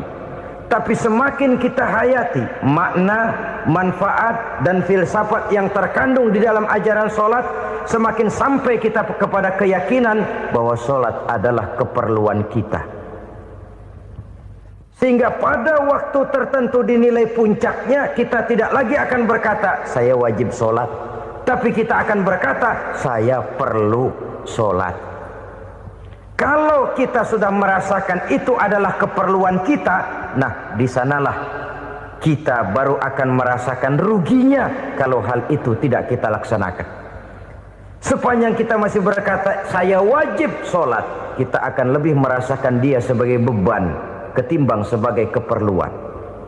Yang jelas Allah tidak memerlukan ibadah yang kita laksanakan ini. Dengan kata lain, andai kata satu dunia penuh ini orang tidak ada yang sholat satu pun, Allah tidak akan turun dari jabatan Tuhan. Jangan lalu berpikir kalau kita ngambek se-RW kagak sembahyang Tuhan tekor kali ini ya. Tentu tidak. Itu perlunya kita, bukan perlunya Allah.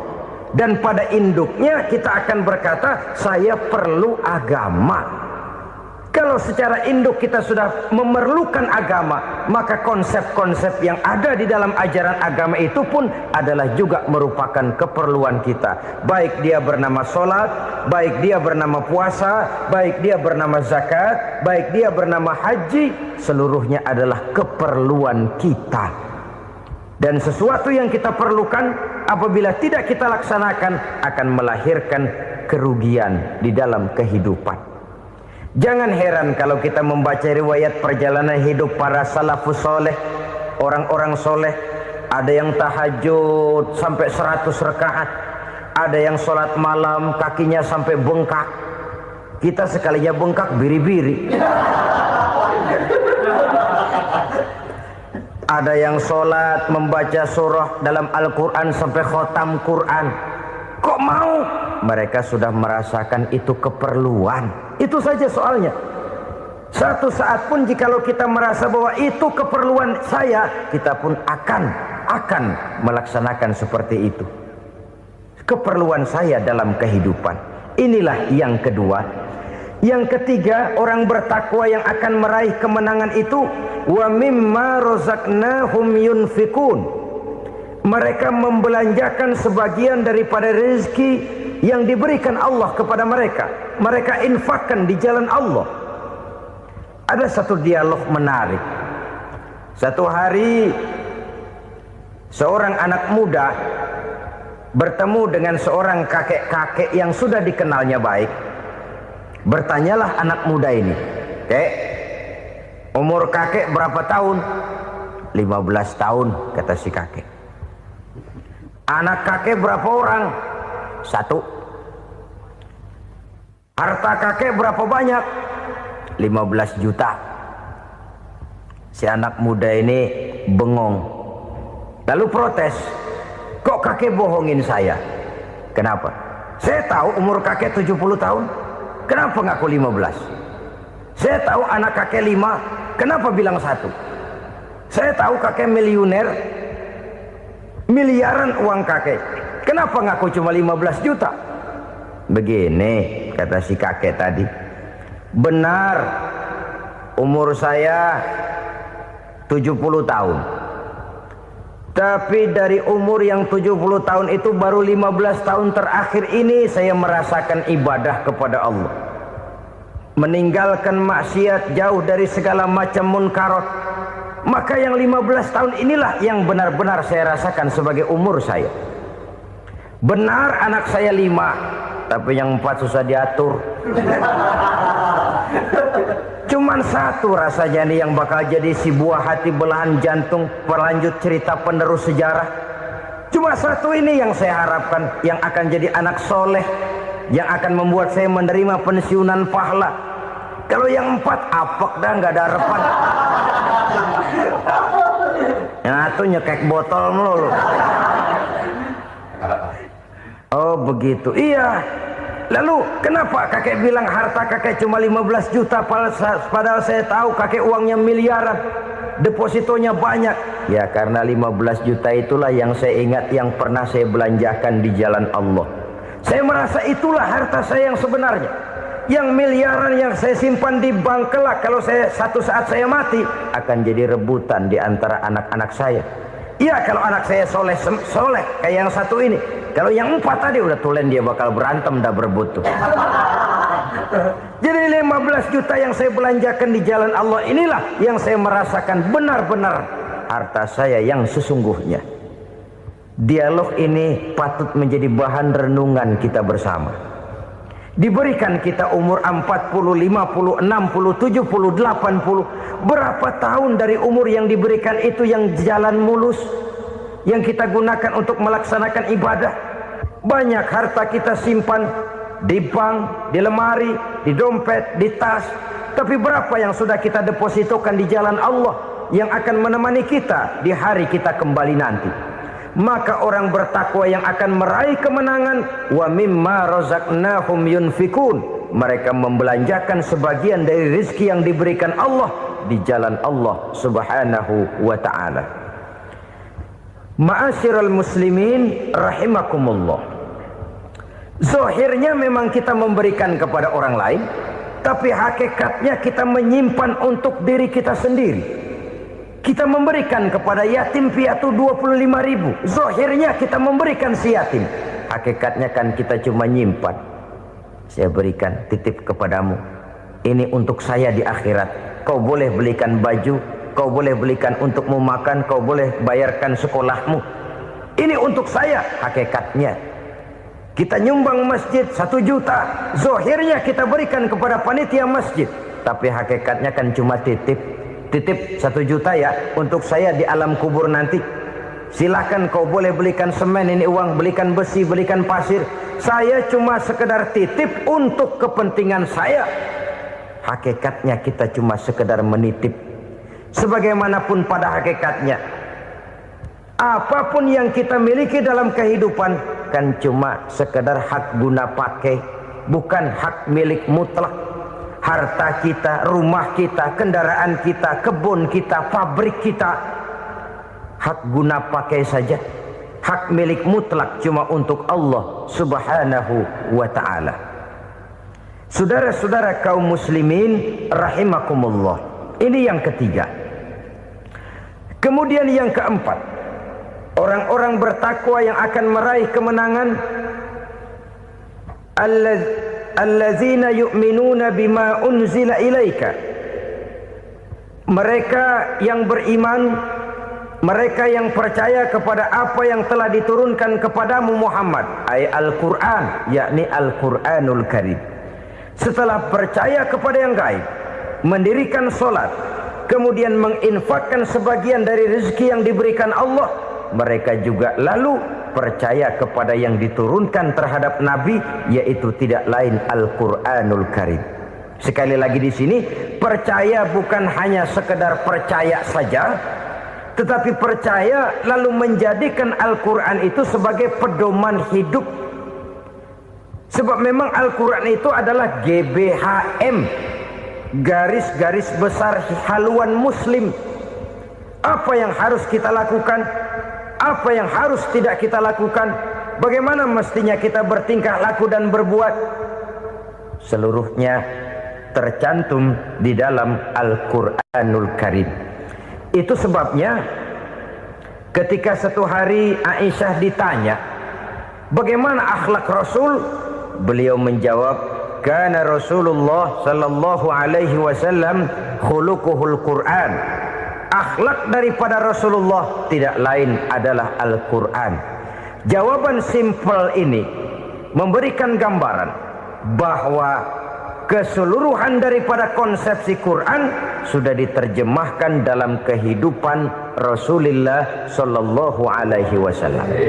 Karena kita tahu akhlak adalah keseluruhan dari gerak hidup manusia. Sejak ia berpribadi, berumah tangga, bertetangga, bermasyarakat, sampai kepada berbangsa dan bernegara, Al-Quran tetap memberikan sentuhan nilainya.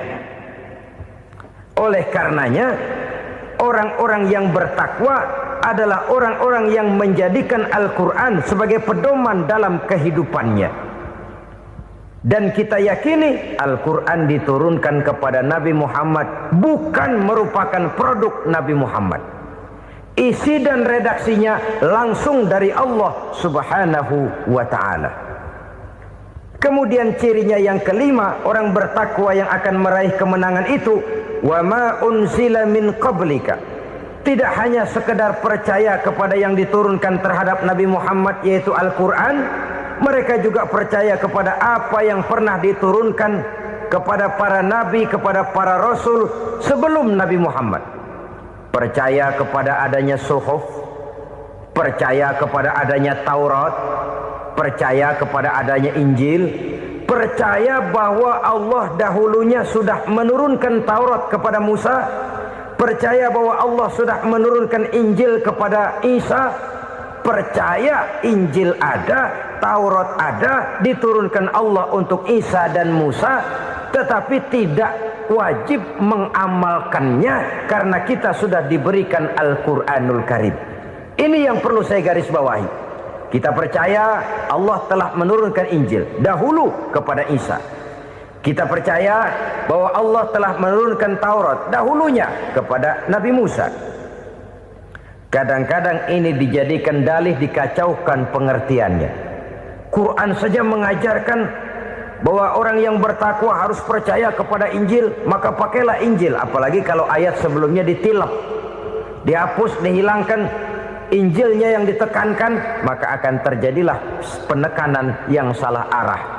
Karena salah arah akhirnya bisa merusak dan menghancurkan akidah.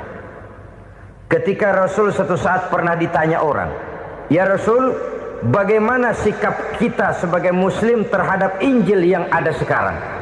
Beliau menjawab, "La tukadzibuhu jami'an wa la tusaddiquhu jami'an." Jangan didustakan seluruhnya, jangan juga dibenarkan semuanya. Artinya, ini sudah merupakan gambaran dari Rasul bahwa dalam Injil yang ada sekarang masih ada ajaran-ajaran tauhid yang dibawa oleh Nabi Isa dan diajarkan kepada umatnya. Tapi juga dalam Injil yang sekarang ini sudah terkena intervensi dan investasi manusiawi. Karena itu Rasul menyimpulkan, la tukadzibuhu jami'an wa la tusaddiquhu jami'an. Jangan didustakan semua, jangan dibenarkan seluruhnya. Kita memang percaya Allah telah menurunkan Injil kepada Nabi Isa dulu, tapi kita tidak wajib mengamalkan Injil. Kita percaya Allah telah menurunkan Taurat kepada Nabi Musa, tapi kita tidak wajib mengamalkan kitab ajaran Taurat. Yang wajib kita percayai dan kita amalkan hanyalah Al-Quranul Karim. Kenapa? Oleh karena baik yang ada di dalam Taurat, baik yang ada di dalam Injil, tentu tercakup di dalam Al-Quran sebagai kitab terakhir yang diturunkan oleh Allah Subhanahu wa ta'ala. Dan itu wajar.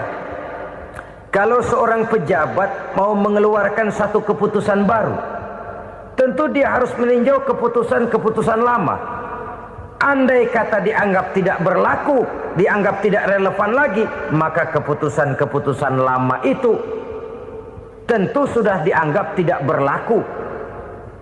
Sebagian daripada aturan-aturan dalam keputusan lama yang masih dianggap relevan tercantum dalam keputusan baru yang wajib diamalkan.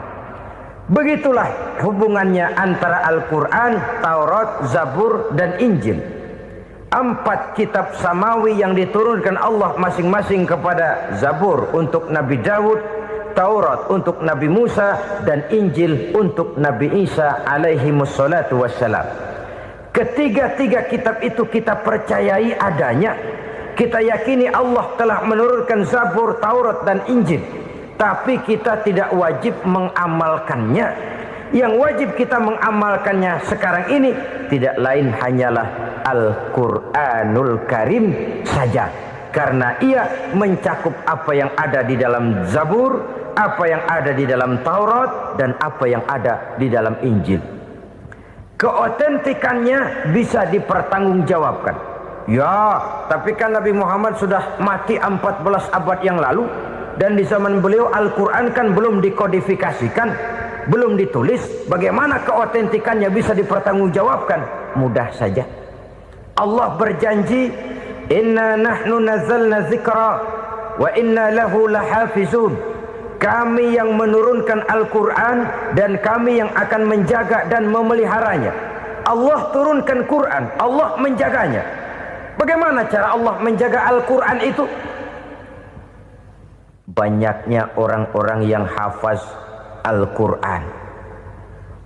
Hafaz Al-Quran 30 juz, 114 surah, 6666 ayat. Sehingga jangankan satu kata, jangankan satu ayat, satu kalimat saja berubah sudah akan timbul reaksi dan mudah dimengerti. Kenapa? Banyak orang-orang yang hafaz Al-Quran. Sedangkan pada setiap akhir tahun biasanya malaikat Jibril selalu mengadakan checking terhadap ayat-ayat yang diturunkan pada waktu itu. Di zaman Nabi sendiri sudah ada usaha kodifikasi. Dan yang lebih luar biasa lagi, sampai hari ini tidak seorang pun mampu membuat satu ayat saja semacam Al-Quran. Ke bahasa manapun dia diterjemahkan, naskah aslinya tetap ikut. Rujukan dasarnya tetap ada. Berdasarkan itu, maka tidak mungkin terjadi penyelewengan terhadap atau pemalsuan terhadap ayat-ayat Al-Quranul Karim. Kesuciannya, keotentikannya, kemurniannya bisa dipertanggungjawabkan. Ma'asyiral muslimin rahimakumullah. Oleh karenanya, konsepsi dasar daripada ajaran Islam ini memang tidak lain adalah Al-Quran dan Sunnah. Isi daripada agama Islam yang merupakan iman, Islam dan ihsan, konsepsi dasarnya tidak lain adalah Al-Quran dan Sunnah Rasulullah Sallallahu Alaihi Wasallam. Maka yang kita perlukan sekarang ini adalah terjemahan Al-Quran di dalam kehidupan kita. Dengan demikian, maka gaya kehidupan yang lebih Qurani itulah yang kita dambakan. Kita perlu memang terjemahan Quran dalam bahasa Inggris, dalam bahasa Belanda, dalam bahasa Jepang, tapi yang lebih kita perlukan adalah terjemahan Quran di dalam kehidupan kita. Konsekuen, tidak memanipulasi, ringan sama kita jinjing, berat sama kita pikul. Jangan kalau lempengan ayat Quran tuh kira-kira enak diamalin, keras teriakan kita. Giliran kira-kira ayat Quran itu mukul kepala kita sendiri, diam kita. Itu ciri yang pernah disindir Allah dalam awal-awal Baqarah juga. Ciri beragamanya orang yang munafik. Kullama adha'a lahum masyawfi, kata Allah. Wa iza azlama alaihim qamu. Apabila terang mereka jalan, apabila gelap mereka berhenti. Artinya, kalau kira-kira di Islam nguntungin, rame-rame pada teriak Islam. Tapi ketika diminta untuk berjuang, ketika dituntut untuk berkorban, rame-rame mengundurkan diri. Nasib agama tidak ubahnya seperti daun pisang yang dikait orang di tepi jalan lantaran tak berpayung di ketika hari hujan. Manakala hujan usailah sudah, daun itu pun dicampakkan di tepi jalan, diinjak pula orang nan lalu. Artinya orang menjadikan agama cuma sebagai lipstick, decoration only, tidak konsekuen. Hanya pada saat-saat kelihatannya Islam membawa keuntungan, rame-rame orang teriak-teriak tentang Islam. Tapi jikalau diminta berjuang, jikalau dituntut untuk berkorban, biasanya rame-rame juga mengundurkan diri. Jangan heran kalau mayoritas hitungan kita, tapi minoritas peranan kita. Kuantitas kita dalam jumlah, tapi dalam kualitas kita lebih sering jadi penonton daripada jadi pemain. Padahal itu sangat tidak boleh terjadi. Umat Islam di Indonesia harus bangkit. Umat Islam di Indonesia harus sadar akan keberadaannya. Tidak boleh hanya jadi penonton berpangku tangan, karena memang agama kita juga mengajarkan untuk konsekuen di dalam menjabarkan ajaran-ajaran daripada agama kita. Kita sering jatuh menjadi umat yang lemah oleh karena kita ini tidak pandai menggalang kebersamaan yang diakibatkan tidak konsekuennya kita. Diistilahkan bahwa umat Islam di dalam menggalang kebersamaannya itu harus seperti orang main sepak bola. Saudara-saudara kan tahu orang main sepak bola itu. Orang main sepak bola, kalau pertandingan belum dimulai sih silakan saja kumpul di luar lapangan, atur strategi yang baik. Tapi kalau pertandingan sudah dimulai, turun ke lapangan hijau, jangan kumpul terus. Ada sepak bola gotong royong, mundur-mundur rame-rame, depan ke depan kumpul melulu mainnya. Kalah. Orang main sepak bola itu ya harus ada penyerang tengah, harus ada penjaga gawang, harus ada strikernya, harus ada kiri luarnya, kanan dalamnya yang jadi backnya. Posisi boleh bermacam-macam, tapi yang penting saling ngoper untuk menggolkan gawang lawan. Begitulah umat Islam ini. Boleh ada yang jadi pejabat, boleh ada yang jadi pengusaha, boleh ada yang jadi petani, silakan ada yang jadi seniman, ada yang jadi penyair, ada yang jadi artis sekalipun. Tapi kalau sudah berhasil menguasai bola, jangan lupa operannya. Operan itu yang langka. Kita ini muslim kadang-kadang kalau sudah memegang menguasai bola, kalau belum mau mampus, belum mau ngoper.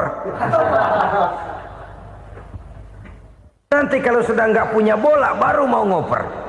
Kalau sudah dengar-dengar mau dekat pensiun, baru mau jihad, baru mau berjuang, baru mau ngurus pesantren. Tanda tangan sudah tidak laku, memo sudah tidak dihargai, baru mau berjuang. Kemarin kemana mas? Kita tidak pandai memanfaatkan posisi. Dengan kata lain, kalau kembali kepada persoalan kita, konsekuensi kita terhadap agama yang kita anut ini belum ideal. Kita masih lebih sering berislam ini pada saat-saat yang menurut perhitungan kita membawa keuntungan. Tapi kalau diminta berjuang, dituntut berkorban, yang itu pun hakikatnya adalah untuk kepentingan kita juga. Allah tidak pernah menuntut kita untuk jihad bagi kepentingan Allah, itu tidak.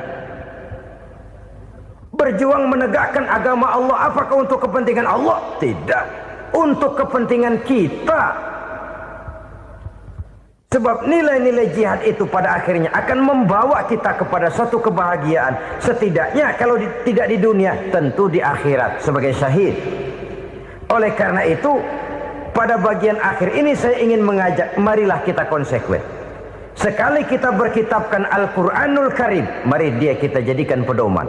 Jangan cuma kita jadikan sebagai penghias dinding, pelengkap rumah, bahwa di rumah kita ada Al-Quran, tapi yang baca kecoa. Habis pada bolong tuh Quran. Yang penting kan punya Quran. Ditaruh di pintu rumah. Biar apa? Biar kuntilanak kagak masuk katanya. Ya apa itu nasib Quran, cuma kerjanya jaga pintu, ngusir kuntilanak, ngusir memedi. Bagaimana kita hidup menurut tuntunan Al-Quran? Kadang-kadang tidak pernah menjadi masalah bagi kita. Maka bagaimanakah Al-Quran akan mungkin membawa keberkahan dalam hidup kalau ajarannya kita injak-injak dalam keseharian kita? Mewujudkan gaya hidup yang lebih Qurani, itulah yang akan kita rintis di dalam kehidupan kita. Bertahap, step by step, menurut kemampuan yang ada pada kita. Jika jalan ini tidak bisa kita selesaikan, percayalah akan ada generasi penerus yang akan melanjutkan usaha dan cita-cita mulia itu. Jadi percaya kepada Taurat, percaya kepada Injil, sekadar percaya Allah dahulunya sudah menurunkan itu, tapi kita tidak wajib mengamalkannya. Kenapa? Generasi Injil masa berlakunya sudah kedaluarsa. Taurat masa berlakunya sudah kedaluarsa. Injil pernah berlaku untuk orang Nasrani di zaman Nabi Isa. Taurat pernah berlaku untuk orang Yahudi di zaman Nabi Musa. Setelah generasinya berlalu, datang Rasul penutup yang membawa Al-Quranul Karim, maka Al-Quran itulah yang berlaku menjadi pedoman sampai hari akhir nanti. Jangan jauh dari Al-Quran, karena apabila ini kita lakukan, maka kita akan kembali kepada satu gaya hidup yang jauh dari tuntunan agama, dan itu artinya kita akan semakin jauh untuk meraih kemenangan. Saudara-saudara kaum muslimin rahimakumullah. Yang keenam, yang terakhir, orang-orang bertakwa yang akan meraih kemenangan itu wabil akhirati hum yuqinun. Mereka percaya, mereka yakin seyakin-yakinnya akan adanya hari akhir, di mana seseorang akan mempertanggungjawabkan seluruh perbuatannya di dalam hidup ini. Dan tidak ada satu perbuatan yang bagaimana kecilnya sekalipun, yang tersembunyi dalam pandangan manusia, yang tidak akan dibukakan persoalannya di mahkamah Qadi Rabbul Jalil di akhirat nanti. Itulah sebabnya maka percaya kepada akhirat disebut secara khusus. Padahal di awal tadi sudah dijelaskan yu'minuna bil ghaib, percaya kepada alam gaib, dan alam gaib ini termasuk akhirat. Kenapa pada bagian akhir disebut lagi akhirat? Karena ternyata bahwa kepercayaan kepada adanya akhirat merupakan induk dari kepercayaan terhadap adanya malaikat, setan, jin, dan lain sebagainya, dan akan lebih memberikan sugesti dalam kehidupan manusia untuk meluruskan gerak hidupnya. Jikalau satu saat tergerak hati akan berbuat kejahatan, ingin mencuri, sadarlah, awas ada akhirat. Sebab kalau kita cuma teriak awas ada polisi, itu cuma tertunda sementara, begitu polisi meleng, embat. Kalau kita ingin berbuat jahat cuma berteriak awas ada hansip, cuma sementara ketika hansip itu ada. Tapi kalau ceritanya awas ada akhirat, mau menyeleweng awas ada akhirat, mau berjudi awas ada akhirat, mau mencuri awas ada akhirat. Keyakinan yang akan meluruskan gerak hidup manusia, sehingga gerak itu jadi lebih terarah dan terkontrol, tidak merugikan baik diri sendiri, lebih-lebih orang lain. Ternyata bahwa kepercayaan kepadanya adanya hari akhirat sanggup menjadi sumber daya kontrol dari kehidupan manusia, sehingga ia tidak terjebak dalam perbuatan maksiat dan munkarat. Saudara-saudara kaum muslimin, inilah saja yang kita bicarakan pada pertemuan kali ini.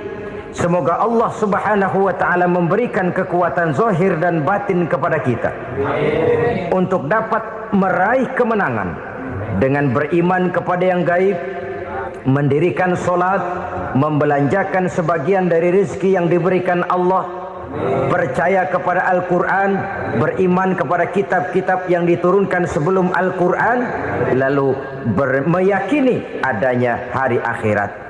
Terima kasih atas segala perhatian, mohon maaf atas segala kekurangan. Usikum wa nafsi bitaqwallah. Wassalamualaikum warahmatullahi wabarakatuh. Waalaikumsalam.